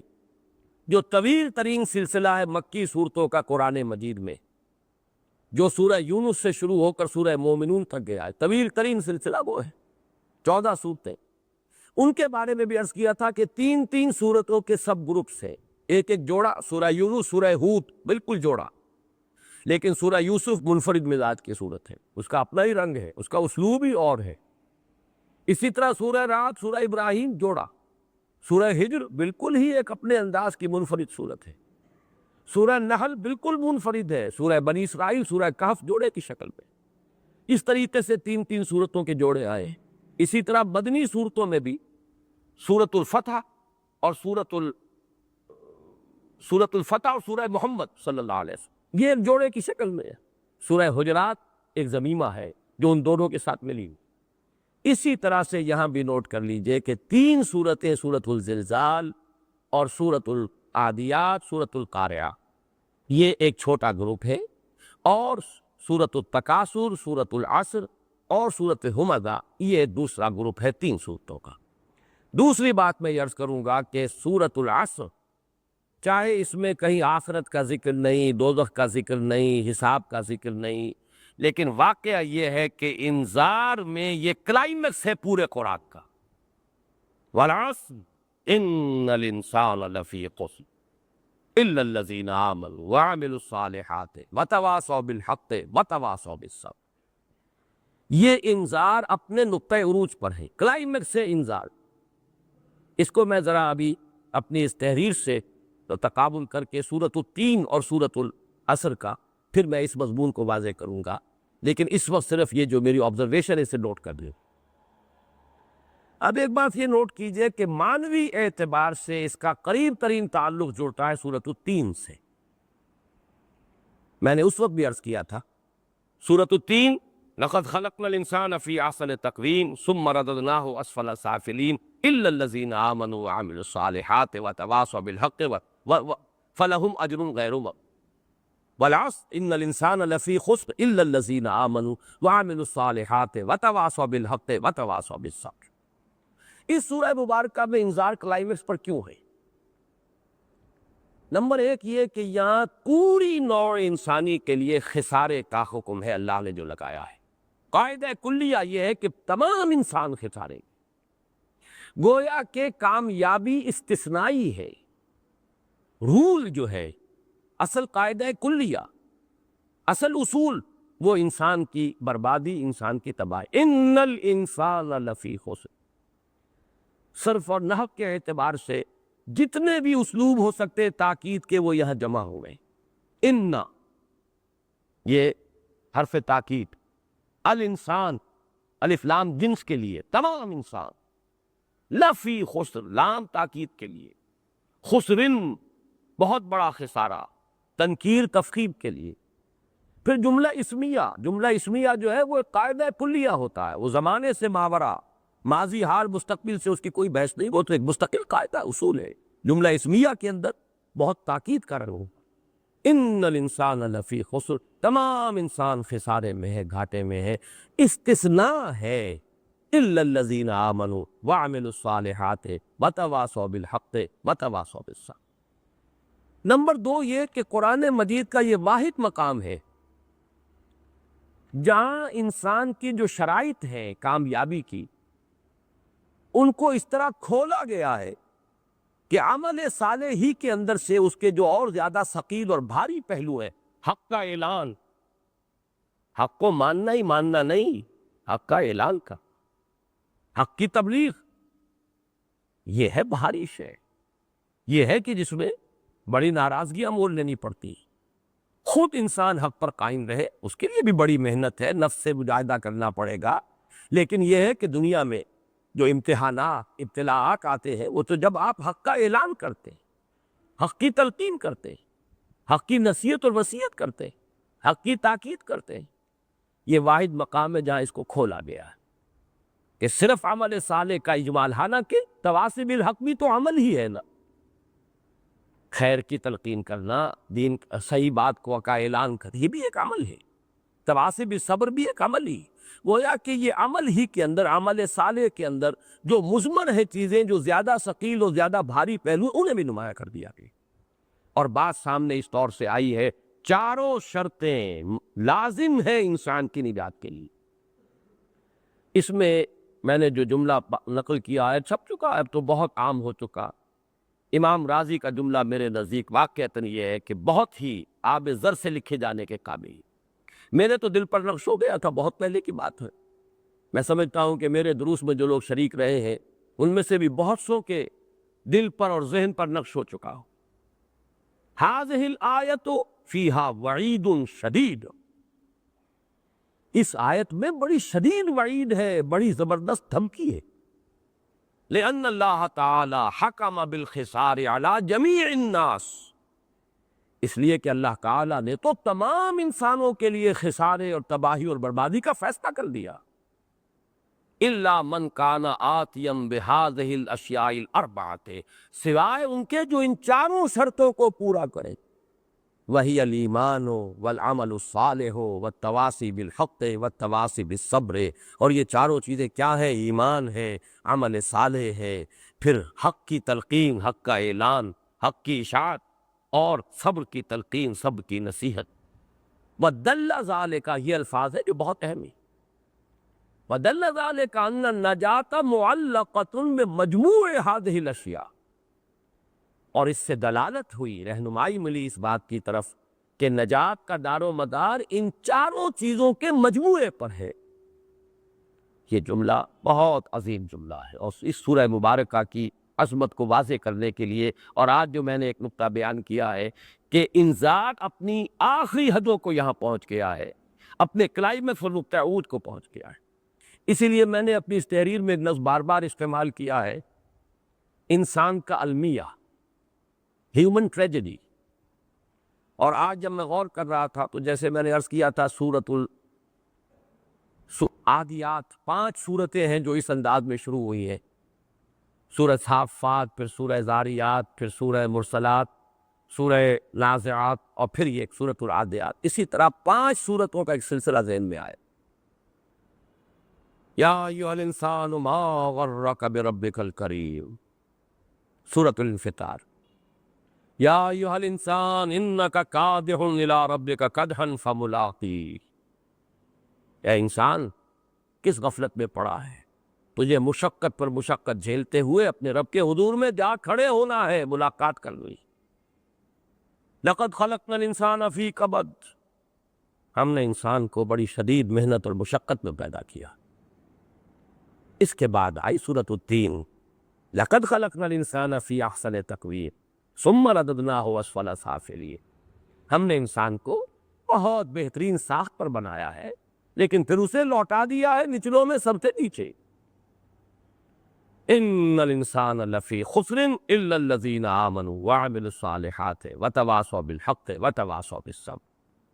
یہ 5 سورتوں کا ایک سلسلہ جو ہے، جن کی مرکزی آیات میں نے آپ کے سامنے رکھی۔ یا ایھا الانسان ما غرک بربک الکریم، یا ایھا الانسان انک کادح الی ربک کدحا فملاقیہ، لقد خلقنا الانسان فی کبد، لقد خلقنا الانسان فی احسن تقویم۔ دیکھیے جوڑے، یا ایھا الانسان سے 2 جگہ، یا ایھا الانسان ما غرک بربک الکریم، یا ایھا الانسان انک کادح الی ربک کدحا فملاقیہ۔ لقد سے لقد خلقنا الانسان فی کبد، لقد خلقنا الانسان فی احسن تقویم، اور نقطہ عروج ان الانسان لفی خسر الا الذین آمنوا وعملوا الصالحات وتواصوا بالحق وتواصوا بالصبر۔ اب یہ جو تقابل ہے سورۃ التین کا اور سورۃ العصر کا، وہ میں آپ کو اپنی اس تحریر سے پڑھ کر اس وقت سنا رہا ہوں، بلکہ تھوڑی سی وضاحت بھی اس کی کروں گا، اس لیے کہ اس سے بہتر انداز میں اس وقت بیان نہیں کر سکتا۔ میں اپنے اس جو بھی عجز ہے اس کا میں پہلے اعتراف کر چکا ہوں، اب تو میں لکھنا بھی چاہوں تو ایسا نہیں لکھ سکتا جیسا کہ اس وقت اللہ تعالیٰ کی طرف سے کوئی خاص ایک کیفیت ہوتی ہے جو طاری ہو جاتی ہے۔ میرا تحریر بہت کم ہوئی ہے، جو بھی تحریریں ہوئی ہیں میں اس بات پر آج اللہ کا شکر بھی ادا کر رہا تھا، اور ایک کیف کا عالم بھی مجھ پر طاری رہا اس تحریر کو پڑھتے ہوئے۔ ایک تو شکر اس بات کا کہ الحمدللہ کہ سرے منہ فرق واقع نہیں ہوا ہے میرے فکر میں۔ یہ سن 66 کی تحریر ہے، پورے 25 برس گزر چکی، اے کوارٹر آف اے سینچری، لیکن میرا فکر جوں کا تو وہیں ہے جہاں تھا الحمدللہ، اس لیے کہ وہ جو دینی فکر تھا وہ اس سے پہلے پختگی کو پہنچ چکا تھا، اس میں کوئی انحراف نہیں ہوا اور اس میں کہیں زوال نہیں آیا ہے۔ اور اس زوال نہ آنے کا سبب یہ میں آج خاص طور پر عرض کر رہا ہوں، اس لیے کہ مجھے جب سورۃ العصر پر میں آگے چل کر گفتگو کروں گا تو میں بیان کروں گا کہ بعض لوگوں کے فکر میں کس طرح زوال آیا ہے، اور زوال کب آتا ہے؟ جب انسان جس شے کو حق سمجھتا ہو اس پر عمل کرنے کی ہمت نہ پائے، نتیجہ یہ ہوتا ہے کہ فکر جو ہے وہ بھی ڈھلنا شروع ہوتا ہے، اس کو بھی زوال آتا ہے۔ کھڑا رہے آدمی اس پر، قائم رہے، اپنی سی جد و جہد کرتا رہے، نتیجہ نکلے نہ نکلے، اور کچھ نہیں ہوگا تو کم سے کم اپنا فکر جو ہے برقرار رہے گا، آدمی پیچھے نہیں ہٹے گا، اس کے فکر کے اوپر زوال اور اضمحلال طاری نہیں ہوگا۔ یہ احساس مجھے آج شدت کے ساتھ ہوا۔ اب ذرا میں پڑھ کر سنا رہا ہوں آپ کو۔ بحیثیت مجموعی اس سورہ مبارکہ پر انذار کا رنگ غالب ہے، تبشیر کا پہلو بھی اگرچہ موجود ہے لیکن خفی و ضمنی طور پر، اللہ سے جو ہے یہ تبشیر ہے، جو لوگ یہ 4 شرطیں پوری کر لے ان کے لیے بشارت ہے، وہ کامیاب ہو جائیں گے، وہ اس خسران عمومی سے نجات پا جائیں گے، مستثنیٰ ہوں گے۔ اب اس پر جو چند میں نے نکات نوٹ کیے ہیں، اولاً اس کی ابتدا انتہائی چونکانے والی ہے، والعصر ان الانسان لفی خسر کے الفاظ صرف اپنے مفہوم کے اعتبار ہی سے خواب غفلت سے بیدار کر دینے والے نہیں ہیں، بلکہ ان کے انداز اور اسلوب حتیٰ کہ ان کے صوتی اثرات تک میں جھنجھوڑنے اور چونکا دینے کی صلاحیت موجود ہے۔ والعصر ان الانسان لفی خسر۔ ثانیاً یہ ہے نقطہ اصل، یہاں ان الانسان لفی خسر بطور قاعدہ کلیہ کے بیان ہوا ہے، اور الا الذین آمنوا الآیہ میں ایک استثناء پیش کیا گیا ہے، گویا انسان کا خسران ایک عالمگیر حقیقت ہے اور فلاح و کامیابی محض ایک استثنائی صورت ہے۔ اللہ تعالی ہمیں اس مستثنیٰ اور خوشبخت لوگوں میں شامل کرے، لیکن یہ کہ یہ ہے استثنائی کیفیت بحیثیت مجموعی، ان الانسان لفی خسر۔ الف لام یہاں پر لام جنس ہے، جنس انسان، پوری نوع انسانی خسارے میں ہے۔ اب یہاں سے تقابل شروع ہو رہا ہے، اگرچہ بعین ہی یہی صورتحال سورۃ التین میں بھی پیش فرمائی گئی کہ ثم رددناہ اسفل سافلین میں نوع انسانی کی مجموعی اور عمومی حالت بیان کی گئی، اور الا الذین آمنوا وعملوا الصالحات میں مستثنی افراد کا تذکرہ کیا گیا۔ ثم رددناہ اسفل سافلین الا الذین آمنوا وعملوا الصالحات، یہاں ہے ان الانسان لفی خسر الا الذین آمنوا وعملوا الصالحات وتواصوا بالحق وتواصوا بالصبر۔ تو ایک اعتبار سے تو مضمون کے اندر جو ہے مشابہت ہے، ایک ہی بات ہے، لیکن ان کے اسالیب اتنے مختلف ہیں کہ سورۃ التین میں تبشیر اور بشارت کا رنگ غالب آ گیا، اور سورۃ العصر میں انذار، تہذیب، ترہیب، اس کا رنگ غالب آ گیا۔ لیکن وہاں یعنی سورۃ التین میں 2 چیزوں نے انذار پر تبشیر اور بیم پر رجا کے پہلو کو غالب کر دیا۔ بیم و رجا، بیم نا امیدی، مایوسی، رجا امید، تبشیر انذار، انذار پر تبشیر اور بیم پر رجا کے رنگ کو غالب کر دیا ہے۔ سورۃ التین میں کون سی 2 چیزیں؟ ایک ثم رددناہ اسفل سافلین سے متصلاً قبل لقد خلقنا الانسان فی احسن تقویم کی یقین دہانی میں پوشیدہ تسلی اور تشفی نے، وہاں تو اصل بات یہ بیان کی گئی ہے کہ انسان کو ہم نے بڑی شے بنایا ہے، بڑی اعلیٰ ساخت پر بنایا ہے، اس میں تسلی ہے، ری ایشورنس ہے ہمارے لیے، جبکہ یہاں سورۃ العصر میں ایسی کوئی بات موجود نہیں۔ دوسری اور اہم تر بات یہ کہ وہاں الا الذین آمنوا وعملوا الصالحات کے بعد فلہم اجر غیر ممنون، ایک مثبت بیان ہے، ان کے لیے بہت بڑا اجر ہے، غیر منقطع، ہمیشہ دائم و قائم رہنے والا اجر، جبکہ یہاں اجر وغیرہ کا تذکرہ ہی نہیں، یہاں تو یہ کہ خسارے سے نجات پا جاؤ گے بس۔ ان الانسان لفی خسر الا الذین آمنوا وعملوا الصالحات وتواصوا بالحق وتواصوا بالصبر۔ دیکھیے حقیقت کلی تو وہی ہوگی جو ان دونوں صورتوں کے اندر جو شکل آئی ہے ان کو جمع کر دے گی۔ اس وقت ہم تقابل کر رہے ہیں سورۃ التین کا سورۃ العصر سے، وہاں ایک پازیٹیو ری ایشورنس ہے ہیومینٹی کے لیے، لقد خلقنا الانسان فی احسن تقویم، سورۃ العصر میں ایسی کوئی چیز موجود۔ وہاں پھر اجر الا الذین آمنوا وعملوا الصالحات فلہم اجر غیر ممنون، یہاں بات ختم ہو رہی ہے صرف اس پر کہ خسران عمومی سے نجات اور استثناء وہ پا جاؤ گے، مستثنیٰ ہو جاؤ گے اگر یہ چار شرطیں پوری کر دو۔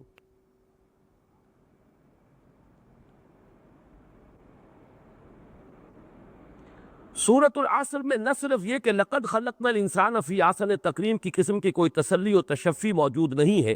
بلکہ اجر غیر ممنون کے مثبت وعدے کی بجائے صرف خسران سے نجات کے تذکرے پر بات ختم ہو گئی ہے۔ سورۃ التین کے مقابلے میں سورۃ العصر پر انذار کے رنگ کے غلبے کا ایک پہلو یہ بھی ہے کہ جب کہ سورۃ التین میں گراوٹ سے استثناء کے تذکرے میں ایمان کے ساتھ اس کے لوازم میں سے صرف عمل صالح کے ذکر پر اکتفا کیا گیا، وہاں سورۃ العصر میں خسران سے بچاؤ کو عمل صالح کے ساتھ ساتھ ایمان کے زیادہ کٹھن اور ثقیل لوازم یعنی تواسب الحق اور تواسب بالصبر سے بھی مشہور کر دیا گیا۔ یہاں شرطیں بھی چار ہیں، وہاں دو ہیں، اگرچہ ایک اگر گٹھلی ہے آم کی اور وہ صحت مند ہے، صحیح ہے، تو اس میں پورا آم کا درخت موجود ہے۔ قرآن مجید میں وہ مقامات میں بھی ہیں جن کے صرف ایمان کے اوپر ان الذین قالوا ربنا اللہ ثم استقاموا تتنزل علیہم الملائکہ الا تخافوا ولا تحزنوا، یہ جو مرتبہ ولایت ہے اس کے تذکرے میں صرف ایمان کا ذکر ہو رہا ہے، وہ بھی ایمان باللہ، یقیناً وہ لوگ جنہوں نے کہا ہمارا رب اللہ ہے پھر اس پر جمع گیا اور کوئی بات ہی نہیں۔ لیکن اکثر و بیشتر ایمان اور عمل صالح، ایمان اور عمل صالح، ایمان اور عمل صالح، ان دو چیزوں لازم و ملزوم کے درجے میں بیان کیا گیا۔ لیکن سورۃ العصر کا معاملہ یہ ہے کہ عمل صالح کے جو زیادہ کٹھن مراحل ہیں، جو مضمر تو ہے اس میں، لیکن یہ کہ اس میں سے ان کو نکال کر واضح کر کے سامنے رکھ دیا گیا ہے۔ اور پھر میں امام راضی کے اس جملے کی طرف توجہ منعطف کراؤں گا، ان النجاۃ معلقۃ بمجموع ہذہ الاشیاء، بلکہ ان کا جو پورا جملہ ہے وہ بھی میں آپ کو سنا دوں، مجھے صرف اتنا ہی یاد رہا تھا کہ ان النجاۃ معلقۃ بمجموع ہذہ الامور، اور اس کے بعد فرماتے ہیں وانہ کما یلزم المکلف تحصیل ما یخص نفسہ فکذالک یلزمہ فی غیرہ امور منها الدعاء الی الدین والنصیحہ والامر بالمعروف والنہی عن المنکر۔ اس سے ثابت ہو رہا ہے کہ مکلف جو انسان ہے، ہم مکلف ہے، لا یکلف اللہ نفسا الا وسعہا، we are responsible, we are accountable, Allah کے ہاں ہماری جواب دہی ہوگی، ہمارا محاسبہ ہوگا، ہم مکلف ہے۔ ہر مکلف کے لیے جہاں وہ چیزیں لازم ہے کہ جن کا تعلق اس کی اپنی ذات سے ہے یعنی ایمان اور عمل صالح، وہیں اس کے لیے وہ چیزیں بھی لازم ہے جن کا تعلق دوسروں سے ہے، دین کی طرف دعوت دینا، الدعاء الی الدین والنصیحہ، اور نصیحت اور تلقین خیر کی، والامر بالمعروف والنہی عن المنکر، اور نیکی کا حکم دینا، بدی سے روکنا، یہ بھی انسان کے لیے لازم ہے، اس کی نجات کے لیے شرائط ہے، جو چار شرطیں لازم ہیں ان میں شامل ہیں۔ اس سے آگے چلیے، حضرت مسیح علیہ السلام کا ایک قول سورۃ التین اور سورۃ العصر کے مابین کے مضامین کے مابین ایک لطیف فرق کو واضح کرنے میں ممد ہے۔ بہاری کے واعظ میں آن جناب یعنی حضرت مسیح علیہ السلام ارشاد فرماتے ہیں، بڑا پیارا جملہ ہے یہ تو میں نے بارہ آپ سے عرض کیا ہے کہ میرے علم کی حد تک محدود علم ہے، مطالعہ محدود ہے، میرے مطالعے میں، میرے علم میں حضرت مسیح کا جو وعظ، پہاڑی کا وعظ، سرمن آف دی ماؤنٹ جو انجیل میں ہے، متی کی انجیل میں، اس سے زیادہ مؤثر وعظ میرے علم میں نہیں ہے۔ کلائمیکس سے وعظ، اس وعظ ہی کی ایک کوٹیشن یہ ہے، تنگ دروازے سے داخل ہو، کیونکہ وہ دروازہ چوڑا ہے اور وہ راستہ کشادہ ہے جو ہلاکت کو پہنچاتا ہے، اور اس سے داخل ہونے والے بھی بہت ہیں، کیونکہ وہ دروازہ تنگ ہے اور وہ راستہ سکڑا ہوا ہے جو زندگی کو پہنچاتا ہے، اور اس کے پانے والے تھوڑے ہیں۔ یعنی اس دنیا میں اگر بحثیت مجموعی ہمارے پاس کوئی ایسا ذریعہ ہو کہ نوع انسانی کا ایک مجموعی ہم مشاہدہ کر سکیں، عظیم اکثریت کدھر جا رہی ہے؟ کشادہ راہیں کس کی ہیں؟ مگر مومنوں پر کشادہ ہے راہیں، یہ راہیں کون سی کشادہ ہیں؟ مادیت کی راہیں کشادہ ہیں، حرام خوریوں کے راستے کھلے ہوئے ہیں، ہر طرح کی جو ہے بے حیائی کے راستے کھلے ہوئے ہیں۔ راستے تو کھلے ہوئے یہ ہے، چلنے والے تو زیادہ اس پر ہیں، وہ تو کوئی آپ کو شاذ ملے گا جو حق پر قائم، کوئی شاد ہوگا کہ جو حلال پر اکتفا کر رہا ہو، وہ تو آپ کو بہت کم ملیں گے۔ اب اگر آدمی یہ طے کرے کہ جو راستہ زیادہ بارانک ہو، جس پر چلنے والے بہت ہو، آوان و انصار ہو، قدم قدم کے اوپر جو ہے استراحت کے لیے جگہ بنی ہوئی ہو، اگر اس پر چلنا ہے تو وہ تو پھر بالآخر ہلاکت کو لے جائے گا۔ اگر تمہیں چاہنا ہے اس ابدی فلاح اور فوز کے انجام کی طرف، تو تمہیں وہ راستہ چننا ہوگا جس پر چلنے والا کوئی ملے گا، کوئی ہمدرد و غمگسار نہیں ملے گا، کوئی شاید بہت غنیمت ہوگا اگر کوئی ساتھی اور ہم سفر مل جائے، بہت شاذ۔ بالکل یہی مضمون نہیں ہے جو حضور نے بیان کیا صلی اللہ علیہ وسلم، بدا الاسلام غریبا فسیعود کما بدا فطوبی للغرباء۔ اسلام کا آغاز ہوا اس حال میں کہ وہ غریب تھا، اجنبی تھا، کوئی اس کا پرسان حال نہ تھا، کوئی اس کا ساتھی نہ تھا، کوئی اس کے ساتھ اپنے آپ کو آئیڈینٹیفائی کرنے کے لیے تیار نہ تھا۔ پھر جب اسلام کو غلبہ ہو گیا تو اب جو طاقتور ہے اس کے تو سبھی دوست ہیں، اب سبھی اس کے ساتھ آئیڈینٹیفائی کر رہے ہیں، فوج در فوج بھی داخل ہو گئے دین کے اندر، ایمان میں۔ لیکن یہ کہ عنقریب وہ وقت آئے گا کہ اسلام پھر وہی اجنبی ہو کر رہ جائے گا، وہ پھر غریب ہوگا، اس کے ہمدرد و غمگسار کوئی رہ جائے گا۔ فَسَيَعُودُ كَمَا بَدَا فَطُوبَى لِلْغُرَبَاء، تو تہنیت مبارکباد ہے ان کے لیے جو اسلام کے اس غربت کے ساتھ خود بھی غریب ہو جائے۔ اجنبی ہو جانا اپنے ماحول میں گوارا کر لیں، لیکن یہ ہے کہ اسلام کا دامن ہار سے نہ چھوڑا۔ یہ ذرا جملے دوبارہ سنیے، تنگ دروازے سے داخل ہو، ہمت پیدا کرو اپنے اندر، کیونکہ وہ دروازہ چوڑا ہے اور وہ راستہ کشادہ ہے جو ہلاکت کو پہنچاتا ہے، اور اس پر چلنے والے، اس پر داخل ہونے والے بھی بہت سے، کیونکہ وہ دروازہ تنگ ہے اور وہ راستہ سکڑا ہوا ہے، بڑی گھاٹی ہے۔ قرآن مجید میں جو ہم نے پڑھا تھا فَلَقْتَحَمَ الْعَقَبَةَ، بڑی وہ گھاٹی جو ہے آسان نہیں ہے، اس کو عبور کرنا بہت مشکل گھاٹی ہے۔ فَلَقْتَحَمَ الْعَقَبَةَ، میں عبور کر سکا گھاٹی کو، وہ راستہ سکڑا ہوا ہے، تنگ ہے، جو زندگی کو پہنچاتا ہے۔ یہ زندگی کون سی ہے؟ وہ جو فرمایا گیا سورہ انفال میں لِمَا يُحْيِيكُمْ، جب اللہ اور اس کے رسول تمہیں پکارتے ہیں، بلاتے ہیں اس شے کی طرف جو تمہیں حیات جاودانی عطا فرمانے والی، جنت کی زندگی، ابدی زندگی، وہ زندگی کو پہنچانے والا راستہ جو ہے وہ سکڑا ہوا ہے، تنگ ہے، اور اس کے پانے والے تھوڑے ہیں۔ اب ان دونوں کو علیحدہ ذہن میں رکھیے۔ اب جو میری عبارت ہے میں وہ اس کو پڑھ رہا ہوں۔ اگرچہ سورۃ التین اور سورۃ العصر دونوں میں حضرت مسیح کے بیان کردہ دونوں راستوں کا تذکرہ موجود ہے، لیکن سورۃ العصر کی روشنی کا اصل ارتکاز اس چوڑی اور کشادہ شاہراہ پر ہے جس پر انسانوں کا ایک عظیم ہجوم غول در غول صرف بطن اور فرج کی پوجا کرتے ہوئے اور محض جبلی خواہشات کی بندگی کرتے ہوئے کچھ فرسودہ روایات کے سہارے اور زیادہ تر بھیڑ چال کے انداز میں رواں دواں ہے، اور لحظہ بلحظہ اب ابدی خسران کے دردناک انجام سے قریب تر ہوتا چلا جا رہا ہے۔ یعنی راستے تو دونوں ہی دنیا میں موجود، چلنے والے ہیں، ایک تنگ راستہ ہے، کم چلنے والے ہیں، ایک کشادہ راستہ ہے، اس پر چلنے والے بہت ہیں، آسانیاں ہی آسانیاں ہیں۔ لیکن سورۃ العصر نے جیسے کہ ٹارچ جو ہے فوکس کر دیتی ہے لائٹ، اصل میں اس کو ارتقا والعصر ان الانسان لفی خسر،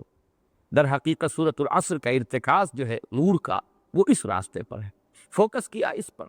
جس پر یہ انسانوں کی عظیم اکثریت رواں دواں ہے، بطن و فرج، یعنی جو ہمارے اینیمل انسٹنکٹس ہے، پیٹ کھانے کو مانگتا ہے اور شہوت کا جذبہ ہے، باقی جذبات سب انہی کے تابع ہے۔ بنیادی اینیمل انسٹنکٹس یہی دو ہے۔ بقائے ذات کے لیے انسان کھاتا ہے، خوراک اور غذا، پانی، اور بقائے نسل کے لیے اس میں شہوت کا مادہ ہے۔ بطن اور فرد کے تقاضوں کو پورا کرتے ہوئے کچھ فرسودہ روایات ہیں آباء و اجداد کی، کچھ یہ بھیڑ چالے جب سب چل رہے ہیں تو تم بھی چلو تم ادھر کو ہوا ہو جدھر کی۔ اس انداز میں انسانیت کی ایک عظیم اکثریت رواں دواں ہے، والعصر ان الانسان لفی خسر،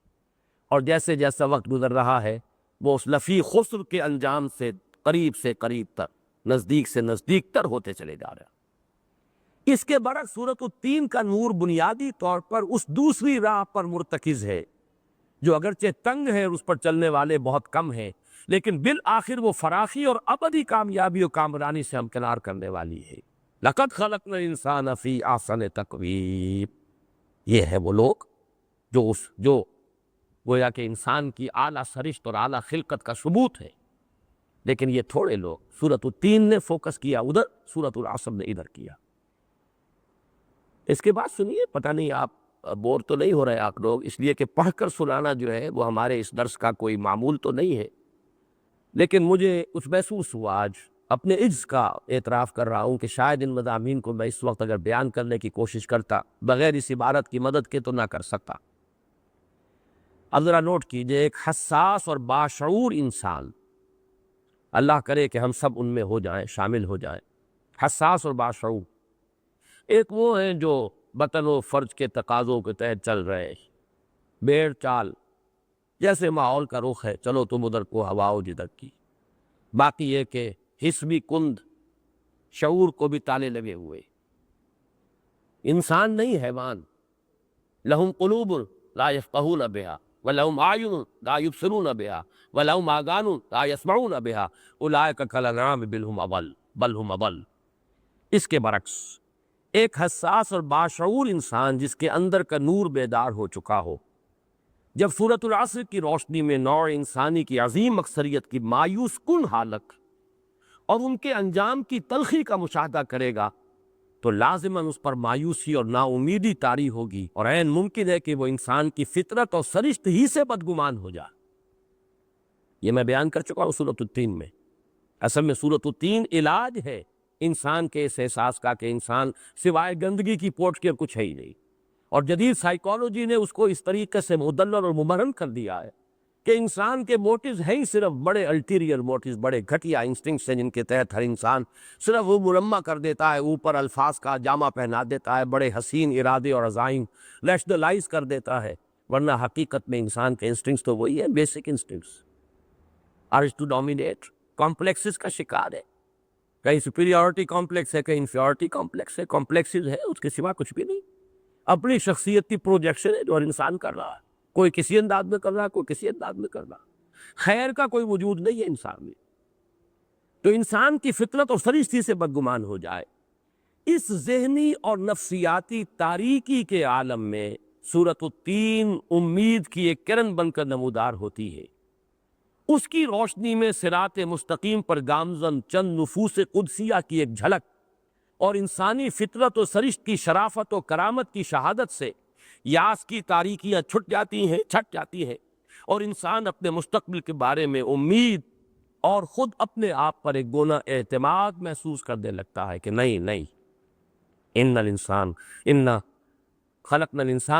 لقد خلقنا الانسان فی احسن تقویم۔ آخر محمد بھی صلی اللہ علیہ وسلم انسان تھے، آخر موسیٰ بھی انسان تھے، عیسیٰ بھی انسان تھے، نوح بھی انسان تھے، ان کی عظیمت دیکھو 950 برس صبر اور استقامت کی انتہا، والتین والزیتون وطور سینین وہذا البلد الامین لقد خلقنا الانسان فی احسن تقویم۔ وہ مایوسی، نا امیدی، بد دلی، انسان کی سرشت سے مایوس ہو جانا، انسان میں کچھ خیر ہے ہی نہیں، یہ گندگی کی پوٹ ہے، اس کے سوا کچھ ہے ہی نہیں، لقد خلقنا الانسان فی احسن تقویم۔ ثبوت چاہیے تو ذرا سوچو ہمارے بندے نوح کے بارے میں، ذرا کبھی تصور کرو ہمارے بندے عیسیٰ کا، ذرا چشم تصور سے دیکھو ہمارے بندے موسیٰ کو جو کوہ طور پر ہم سے ہم کلام ہوتا رہا، اور کبھی تصور کرو محمد الرسول اللہ کا، نو انسانیت کی معراج، خیر البشر، آخر بشر تھے، خیر البشر لیکن تھے بشر، انما انا بشر مثلکم یوحی الی انما الہکم الہ واحد۔ تو عالم بشریت کے بارے میں جو ایک مایوسی ہے اس کی تاریکیاں چھٹ جاتی۔ یہاں ایک اور دلچسپ نکتہ بھی قابل توجہ ہے کہ ان الانسان لفی خسر کی عالمگیر حقیقت پر والعصر کے ذریعے سے شہادت بھی آفاق گیر پیش کی گئی، پورا زمانہ گواہ ہے کہ انسان خسارے میں، ان الانسان لفی خسر پر گواہی، والعصر زمانہ، پورا زمانہ، تیزی سے گزرنے والا زمانہ، آفاق گیر شہادت اس لیے کہ حقیقت ایسی ہے کہ تمام انسان خسارے میں، جم غفیر انسانوں کا در حقیقت بربادی کی طرف جا رہا ہے، اکثریت نوع انسان کی، جیسے کہ فرمایا گیا ان تطع اکثر من فی الارض لا یضلوک عن سبیل اللہ، اکثریت تو ادھر جاتی ہے ہر دور میں بھی،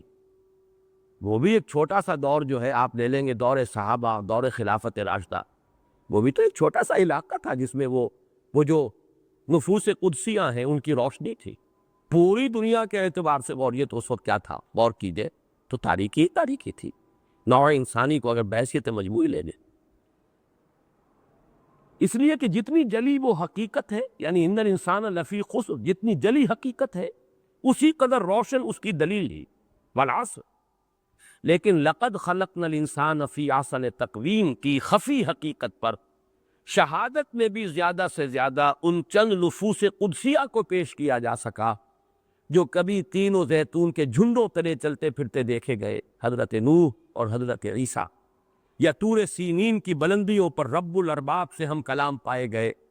یا البلد الامین میں انسانی عظمت کی شہادت دیتے ہوئے نظر آئے علیہم الصلوات والسلام۔ وہ شخصیتیں ہیں، بس وہی دلیل میں پیش کی جا سکتی ہیں، جبکہ نوع انسانی کا خسران یہ عالمگیر حقیقت ہے، اس پر تو پورا زمانہ گواہ ہے، پوری انسانی تاریخ گواہ ہے۔ اب ایک بات اور نوٹ کر لیجئے، ان دونوں صورتوں کے مابین ایک تقابل کے اعتبار سے دیکھیے، یہ ہے مشابہت والی بات۔ وہاں فرمایا گیا ثم رددناہ اسفل سافلین، اب انسان بحیثیت مجموعی نیچوں میں بہت نیچے گیا ہوا، اوپر چڑھنے کے لیے۔ وہ میں نے اس وقت بھی وہ مصرع یاد آیا تھا مجھے، جواب شکوہ کا کہ شوخ و گستاخ یہ پستی کے مکین کیسے ہے۔ یہ پستی کا مکین ہے انسان، بڑی پستی کے اندر ہے۔ اس اعتبار سے جدید سائیکالوجسٹ کا مشاہدہ غلط نہیں ہے، انسانوں کی اکثریت کے اعتبار سے ان کا مشاہدہ صحیح ہے، نتیجہ جو نکالا ہے وہ غلط ہے، اس کو کل بنا لیا ہو۔ اکثریت بھی کل کے حکم میں نہیں ہے، بلکہ یہ کہ انسان کی اصل سرشت، اصل فطرت، اس کو دیکھنا ہو تو ان صالحین کو دیکھو، انبیاء اور صدیقین اور شہداء اور صالحین، یہ اپنے اس بات پر ایک ثبوت ہے، مبرہن، ایک برہان ہے قاطع کہ انسان کی سرشت بہت بلند ہے، بہت اعلیٰ ہے۔ لیکن یہ کہ ایک مشابہت جو ہے وہ یہ ہے کہ یہاں بھی فرمایا گیا پستی میں ہو تم سب اس وقت، چڑھائی چڑھنی پڑے گی، ایمان، عمل صالح، چڑھائی چڑھو گے تو اس پستی سے بلند آؤ گے۔ وہ مقام پوٹینشل تو تمہارا ہے، دیا گیا تمہیں وہ مقام، مسجود ملائک تم بنائے گئے، بلند ترین مقام سے تمہیں نوازا گیا، لیکن گرا دیے گئے ہو نیچے۔ اس عالم خلق میں آ کر تم جس اپنے عالم بشریت اور جو حیوانی تقاضوں کے چنگل میں ہو، تو بڑا بھاری بوجھ پڑا ہوا تمہارے، جیسے کہ کسی پرندے کے آپ پاؤں کے اندر کو بھاری جو ہے وہ پتھر باندھ دے، اب ظاہر بات ہے کہ اس کا اڑنا کتنا مشکل ہوگا، وہ پھٹ پھڑائے گا، لیکن یہ کہ وزن اتنا ہو گیا کہ نہیں اٹھ پا رہا۔ یہ انسان کی حیثیت ہے، اس بلندی سے اٹھنے کے لیے بڑی محنت، بڑی مشقت کرنی پڑے گی۔ وہ محنت اور مشقت ہے، ایک فکری اور نظری محنت ہے جو ایمان تک پہنچائے گی، اور ایک پھر عملی محنت ہے، عمل صالح۔ بالکل یہی بات سورۃ العصر میں ان الانسان لفی خسر۔ یہاں میں توجہ دلانا چاہتا ہوں کہ جملہ اسمیہ کا، اور اگر اس کو کہا جاتا انسان ہوگا خسارے میں، کہیں مستقبل کا فعل آ جاتا تو وہ بات اور ہوتی۔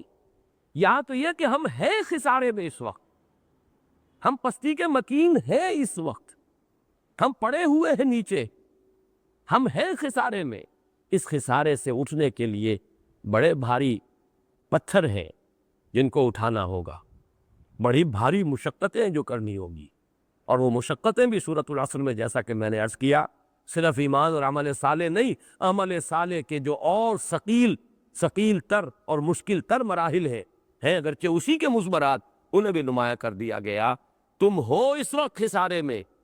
یوں سمجھیے کہ میں اور آپ اس کو یوں پڑھیں، میں اس وقت خسارے میں ہوں، یہ نہیں کہ ہوں گا آخرت میں جا کر، ہوں اس وقت خسارے میں۔ ان الانسان لفی خسر، ہے انسان خسارے میں، الا الذین آمنوا وعملوا الصالحات وتواصوا بالحق وتواصوا بالصبر۔ یہ چڑھائی چڑھنی پڑے گی، ایمان کی چڑھائی ہے، عمل صالح کی چڑھائی ہے، تواصی بالحق کی چڑھائی ہے، تواصی بالصبر کی چڑھائی۔ اب آج میں صرف ایک نقطے کا اور اضافہ کر رہا ہوں، اور وہ ہے کہ جو میری اس تقریر میں جو میں نے ایچسن کالج میں کی تھی، اور زیادہ تر وہی کتابتے کی شکل میں عام ہو رہا ہے، اس میں نے بڑی وضاحت کے ساتھ، اور اس پہ بھی میں تسلیم کرتا ہوں کہ سن 73 کی میری وہ تقریر جو بعد میں تحریر کی شکل میں آ گئی، چونکہ میں نے ہی اسے مرتب کیا، وہ اگرچہ ٹیپ سے اتاری ہوئی تقریر تھی، لیکن پھر ان جو ٹیپ سے اتری ہوئی تقریر پھر میں نے اسے مرتب کیا، اثر نو خود کیا، تو وہ میری تحریر بھی ہے۔ اس میں جو اصل بات میں نے لکھ دی ہے شروع میں سمجھتا ہوں حاصل کلام وہی ہے، اور آج بھی میں سن 73 یا 18 برس کے بعد میں اس کی صداقت پر اتنا ہی یقین رکھتا ہوں جتنا کہ اس وقت رکھتا، بلکہ میرا یقین بڑھ گیا۔ اگرچہ اس پر کچھ حلقوں کی طرف سے قیل و قال ہوئی ہے، کچھ علماء نے اعتراض کیے ہیں، کچھ ایمان اور عمل کے تعلق کے حوالے سے بحثیں ہوئی ہیں، مختلف قسم کے اعتراضات اس پر ہوئے ہیں، لیکن میں ان اعتراضات کا جواب ایک تو اس سال جو محاضرات قرآنی میں نے ایمان کے موضوع پر لیکچرز دیے ان میں تفصیل سے دے چکا ہوں۔ اس وقت صرف یہ عرض کر رہا ہوں کہ وہ جو حقیقت میں نے بیان کی ہے اپنے اس کتابچے میں، اس تقریر کم تحریر جو ہے یا تقریر ٹرنڈ تحریر، اس کے اندر جو میں بیان کر چکا ہوں، اس پہ میری حقانیت اور صداقت پر میرا یقین اس وقت سے کہیں زیادہ ہے جتنا کہ سن 73 میں تھا۔ وہ کیا ہے؟ دیکھیے، ایک نکتہ میں نے اس سے پہلے بھی بیان کیا ہے، قرآن حکیم کی ان صورتوں کے الفاظ کو اگر ہم منطقی اور فقہی بحثوں کے اندر ڈال دیں، تاثیر ساری ختم ہو جاتی ہے۔ یہ جو سورہ زلزال کے بارے میں فرمایا ربع قرآن کے برابر ہے، یہاں تک آپ کو قول مل گیا کہ نصف قرآن کے برابر۔ کیوں؟ اس کا ایک تاثر قائم ہوتا قلب پر۔ اذا زلزلت الارض زلزالها واخرجت الارض اثقالها وقال الانسان ما لها يومئذ تحدث اخبارها بان ربك اوحى لها يومئذ يصدر الناس اشتاتا ليروا اعمالهم فمن يعمل مثقال ذرة خيرا يره ومن يعمل مثقال ذرة شرا يره۔ اب آپ اس میں منطقی بحثوں میں پڑ جائیں، لغوی بحثوں میں پڑ جائیں، اس کے اشکالات پر گفتگو کریں تو وہ علم کا تو ایک خزانہ ہو جائے گا، معلومات کا ایک ذخیرہ ہو جائے گا، تاثیر ختم ہو جائے گا۔ تاثیر تو یہ کہ انہی الفاظ کو حرز جان بنا لو، جس کو میں بہت مرتبہ پہلے عرض کرتا رہا ہوں، مولانا احمد علی لاہوری کے حوالے سے وہ کہا کرتے تھے اسے پکاؤ، جاؤ یہ آیت جو ہے اب اسے پکاؤ، یعنی اسے بار بار دہراؤ، اس پر غور کرو، مراقبہ کرو، اس کو لکھ لو اپنے لوح قلب پر، نقش ہو جاری۔ وہ بات ہے جو میں کہہ رہا ہوں کہ وہ اگر آیت اگر قلب کے اوپر نقش ہو گئی تو ہماری کیفیت بدل جائے گی، اور بحثوں میں پڑ گئے تو پھر وہ لغوی بحثیں اور پھر ایمان اور عمل کا تعلق اور نجات جو ہے وہ صرف ایمان سے ہو جائے گی کہ نہیں ہو جائے گی، اور اس میں خوارج نے کیا کہا اور معتزلہ، یہ سب چیزیں جو ہوں گی، تاثیر ختم۔ اسی طرح سورۃ التکاثر کو میں کے بارے میں بتا چکا ہوں پچھلی مرتبہ آپ کو، حضور نے اسے 1000 آیات کے مساوی قرار دی۔ الہاکم التکاثر حتی زرتم المقابر کلا سوف تعلمون ثم کلا سوف تعلمون۔ اصل حقیقت منکشف ہو جائے گی، جان لو گے اصل حقیقت کو، کاش کہ اس وقت جان لو۔ کلا لو تعلمون علم الیقین، کاش کہ علم یقین کی کوئی کیفیت تمہیں اس وقت حاصل ہو جائے تو بیڑا پار ہو جائے گا، ورنہ لترون الجحیم، آخر اس جحیم کو دیکھنا تو ہے، لازماً دیکھو گے اپنی آنکھوں سے، ثم لترونها عین الیقین، آنکھوں سے دیکھو، ثم لتسألن یومئذ عن النعیم، پھر پوچھا جائے گا تم سے نعمتوں کے بارے میں۔ یہ اگر نقش ہو جائے تو بیڑا پار ہو جائے گا، کردار بدل جائے گا، قسمت بدل جائے گا۔ لیکن اگر جیسا کہ میں نے بھی آج بحثیں کی، علم الیقین، عین الیقین، حق الیقین، اب وہ ایک علمی بحث ہے، وہ ایک معرفت کی بحث ہے، وہ ایک فلسفیانہ بحث ہے، تاثیر ختم ہو گئی، وہ اپنی جگہ پر ہے۔ میں نہ ان فقہی جو مباحث ہیں ان کی نفی کر رہا ہوں، اپنی جگہ پر ان کی ضرورت ہے، اسی طریقے سے فلسفیانہ مباحث ان کی بھی نفی نہیں ہے، اپنی جگہ ان کی بھی قدر و قیمت اور اہمیت ہے، لیکن تاثیر جو ہوتی ہے وہ تو قرآن کے الفاظ وہ گویا کہ قلب کے اوپر نقش ہو جائے۔ اس اعتبار سے نقطہ عروج اور کلائمیکس قرآن کا سورۃ العصر ہے، سب سے چھوٹی سورہ، والعصر ان الانسان لفی خسر الا الذین آمنوا وعملوا الصالحات وتواصوا بالحق وتواصوا بالصبر۔ کلامی بحثیں ایک طرف رکھ دیجئے، لغت کی بحث علیحدہ رکھ دیجئے، میں نے اس میں بیان بھی کیا ہے کہ اتنی سہل زبان استعمال ہوئی ہے، سہل ممتنع اس کو میں نے قرار دیا ہے، آسان ترین زبان، کوئی اس میں خاص بحث کی ضرورت ہی نہیں۔ لیکن آپ تصور کیجئے جس شخص کے دل میں بھی رائی برابر بھی یقین ہے کہ یہ اللہ کا کلام ہے، رائی پہ دانے کے برابر ہی. اگر یہ اس کو احساس ہے اور یقین ہے کہ یہ اللہ کا کلام ہے تو اب اس کا جو اثر ہوگا اس کے قلب پر، وَالْعَصْرِ إِنَّ الْإِنسَانَ لَفِي خُسْرٍ إِلَّا الَّذِينَ آمَنُوا وَعَمِلُوا الصَّالِحَاتِ وَتَوَاصَوْا بِالْحَقِّ وَتَوَاصَوْا بِالصَّبْرِ. میں نے تجزیہ کیا آپ نے اس کتابچے میں، آیتیں 3 ہیں، جملہ ایک ہے. والعصر ایک آیت، لیکن یہ تو قسم ہے. قسم جو ہے جب تک مقسم علیہ کے ساتھ نہ جڑے، کس چیز پر قسم کھائی جا رہی ہے تو بات تو مکمل نہیں ہوتی. اس طرح الا الذین آمنوا وعملوا، یہ تو استثناء ہے. استثناء جب تک جڑے نہ مستثنیٰ منہ سے، کس چیز سے مستثنیٰ کیا جا رہا ہے، بے معنی کلام ہو جائے گا. معلوم تو ہو کہ قاعدہ کلیہ کون سا ہے جس سے استثناء کیا جا رہا ہے. تو اصل میں کیا ہے، مرکزی آیت اس کی جو ہے، اور مفہوم کے اعتبار سے، معنی کے اعتبار سے بھی جو مرکز ہے اس کا عمود، وہ کیا ہے، ان الانسان لفی خسر. یہ خود اپنی جگہ پر مکمل جملہ، پھر اسی کے ساتھ جڑے گا والعصر، تو معنی پیدا ہوں گے والعصر میں. اسی کے ساتھ جڑے گا الا الذین آمنوا وعملوا الصالحات وتواصوا بالحق وتواصوا بالصبر، تو وہ جملہ اور وہ آیت جو ہے وہ بامانی ہوگی. گویا کہ آیتیں 3 جملہ ایک. اور میں نے اس میں یہی لکھا، کاش کہ اسے لوگ کھلے دل سے پڑھیں، وہ اپنی کلامی اور فقہی بحثوں سے کوئی ذرا ایک طرف رکھتے ہوئے پڑھیں، اس کی جو تاثیر ہے اس کو سمجھیں. اگر اس جملے کا کسی درجے میں بھی کسی شخص کو، پہلے اس کا پری ریکویزٹ ہے، کسی درجے میں بھی یقین ہے کہ یہ اللہ کا کلام ہے جو میں پڑھ رہا ہوں، تو اب جو کیفیت اس کی ہوگی، اللہ قسم کھا کر کہہ رہا ہے کہ تمام انسان کے سارے میں سوائے ان کے جو 4 شرطیں پوری کریں، وہ جذبہ عمل بیدار ہوگا، ذمہ داری کا احساس پروان چڑھے گی. انسان کم سے کم اپنی حد تک، اپنی امکانی حد تک، اپنی وسعت کی حد تک 4 شرطوں کو پورا کرنے کے لیے وہ ارادہ کرے گا، عزم کرے گا، کمر ہمت کسے گا. لیکن یہ کہ اگر آپ اس کو اس طرح کی کلامی بحثوں میں اور فقہی بحثوں میں ڈال دیں گے تو اس کی تاثیر ختم ہو جائے.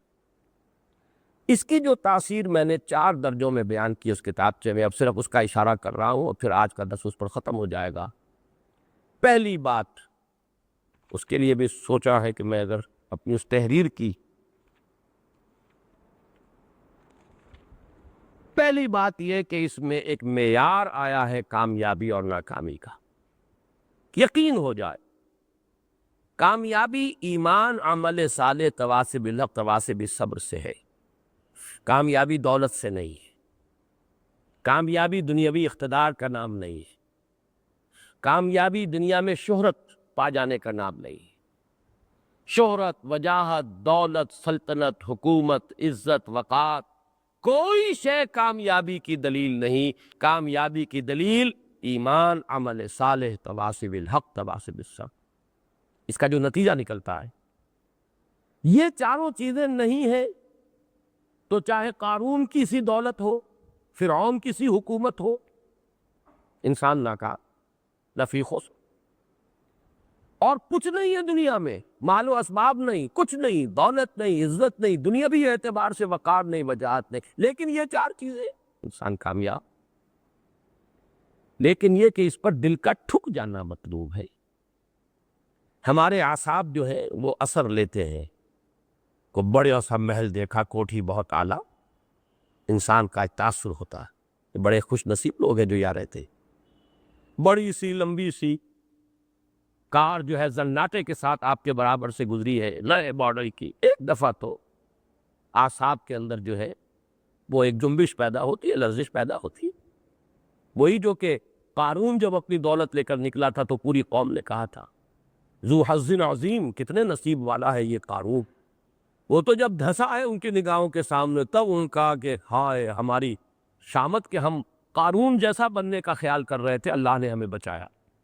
لیکن یہ کہ یہ تو بعد میں جب وہ سامنے آ گیا منظر، تب معلوم ہوا نا کلا سوف تعلمون ثم کلا سوف تعلمون. اصل تو یہی تھا. تو یہ یقین کہ اصل کامیابی کا دار و مدار ان 4 چیزوں پر ہے، دولت، وجاہت، اقتدار، سلطنت، ان چیزوں پر نہیں. اس کا یقین قائم ہو جانا، علم الیقین، عین الیقین، حق الیقین، اس کا مطلوب. اس میں جو الفاظ میں نے لکھے ہیں، حتیٰ کہ سیاسی قوت ہو یا معاشرتی حیثیت، مال و دولت کی فراوانی ہو یا اسباب و وسائل کی ارزانی، اونچی اونچی ملازمتیں ہوں یا مستحکم کاروبار، لمبی اور چمکیلی کاریں ہوں یا وسیع و خوشنما محلات، یہ سب اگر ان چار چیزوں کے بغیر ہو تو نہ صرف یہ کہ محض سراب نظر آئیں بلکہ عذاب کے مقدمات معلوم ہوں۔ یہ ایک انسان کی باطنی کیفیت ہو جائے، یہ سب سراب ہے، دھوکہ ہے، کچھ نہیں، یہ کیفیت، یہ حال بن جائے انسان کا، اور یہ کہ یہ تو اصل میں مقدمات ہیں عذاب کے، بربادی اور تباہی، ان الانسان لفی خسر۔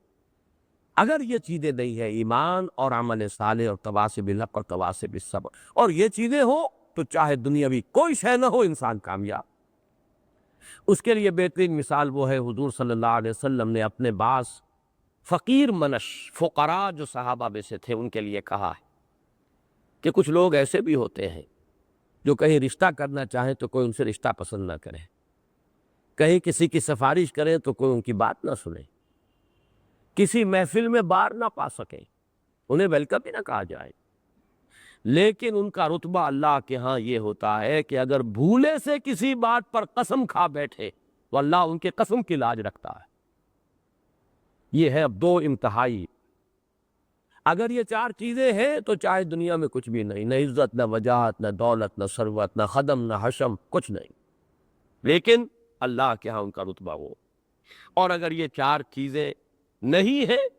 تو وہ فرعون کی بادشاہی ہو، نمرود کی حکومت ہو، قارون کا خزانہ ہو، یہ صرف سراب ہی نہیں، یہ تو عذاب ہے، یہ سانپ اور بچھو ہے۔ یہ سانپ اور بچھوؤں سے ندی، مجھے یاد آیا حضرت ابوذر کا قول رضی اللہ تعالیٰ عنہ۔ آپ کو معلوم ہوگا کہ حضرت عثمان نے انہیں مدینے سے باہر جانے کا حکم دے دیا تھا،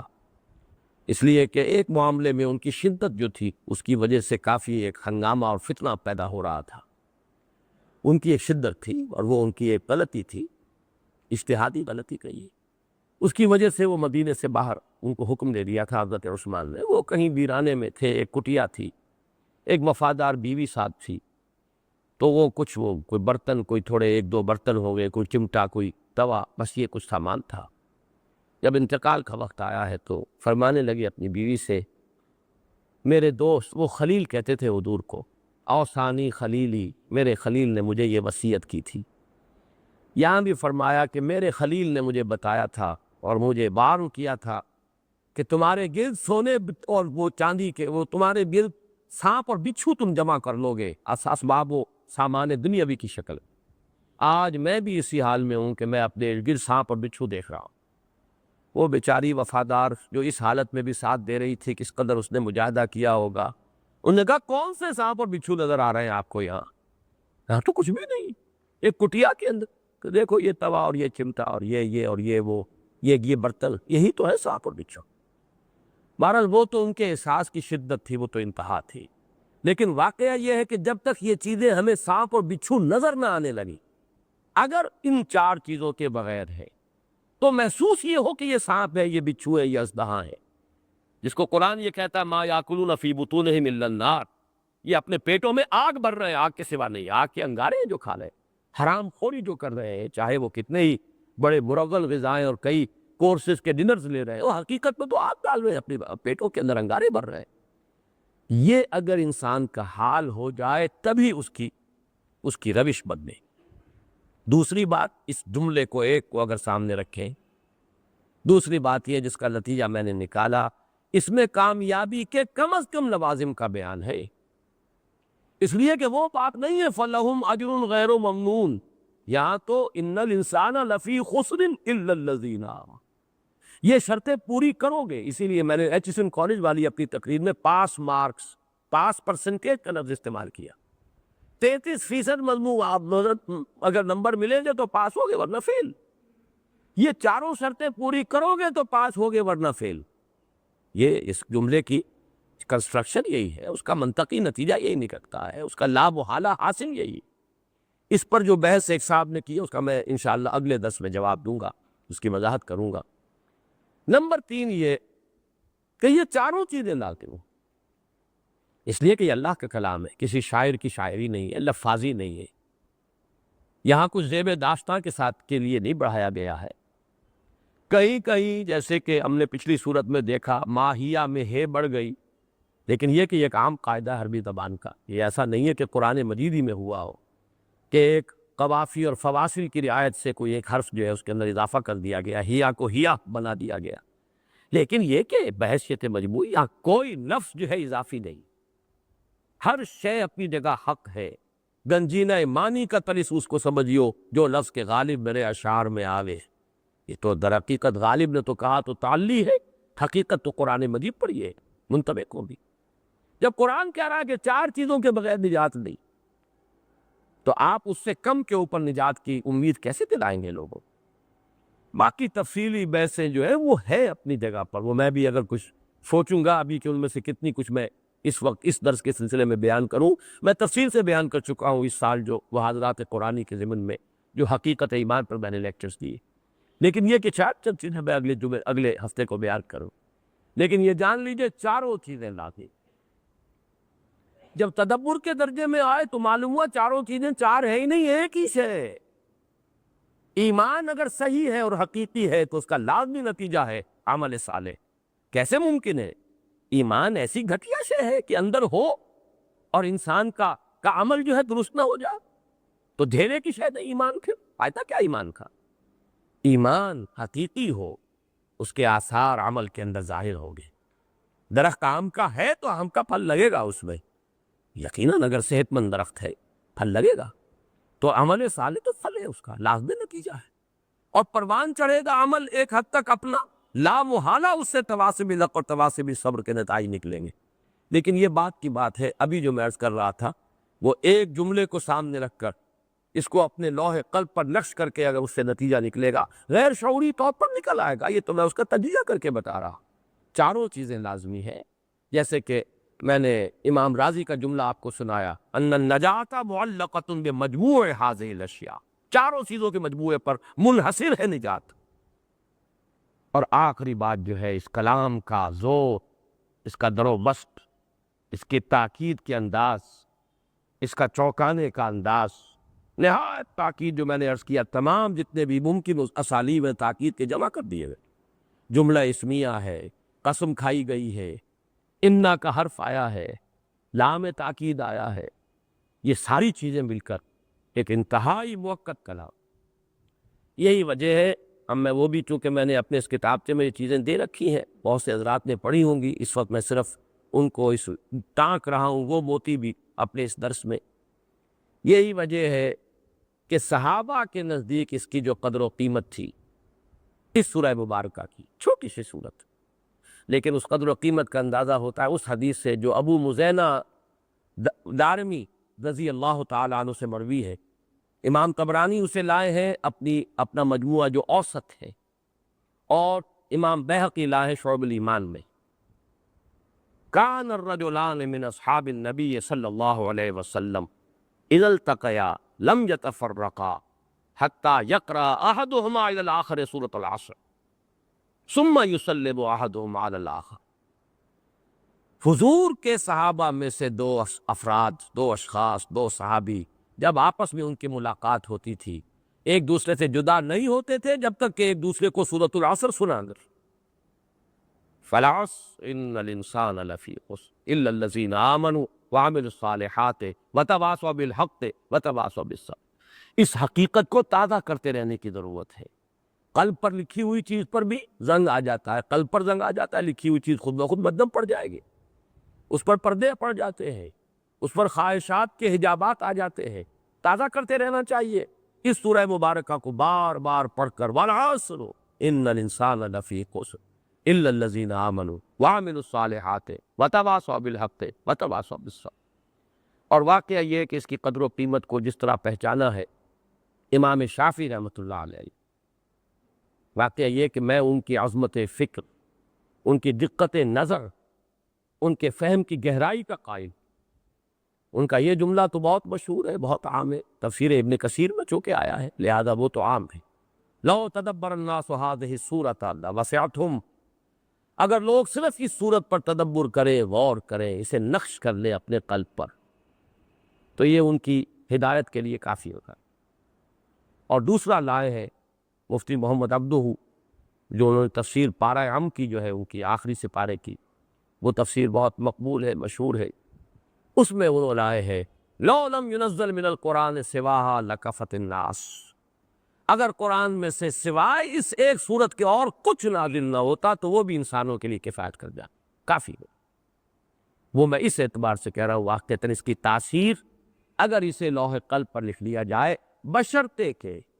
کچھ نہ کچھ انیشل ایمان کی دولت ہو۔ ایک مستشرق کی حیثیت سے کوئی شخص پڑھ رہا ہوگا، محض ایک ریسرچ اسکالر جو ہے جو اسے اللہ کا کلام نہیں مانتا، وہ گزر جائے گا، زیادہ تر یہ کہے گا بھائی بڑی کوٹیبل کوٹ ہے، واقعی بڑا جامع جملہ ہے، بہت اچھی بات ہے، بڑی معقول بات ہے، بس اس سے آگے نہیں۔ تاثر جو ہے اس کے لیے انیشل تھوڑی سی دولت، تھوڑا سا سرمایہ ایمان کا ضروری ہے، یہ خیال ہو کہ یہ اللہ کا کلام ہے، اور اس کے بعد اس کو انسان پڑھے والعصر ان الانسان لفی خسر الا الذین آمنوا وعملوا الصالحات وتواصوا بالحق وتواصوا بالصبر۔ تو یہ میں سمجھتا ہوں کہ واقعتاً امام شافعی کے وہ دونوں قول بالکل صحیح ہیں، اور حرف حرف جو ہے وہ کا درست ہے۔ بارک اللہ لی ولکم فی القرآن العظیم ونفعنی وإیاکم بالآیات والذکر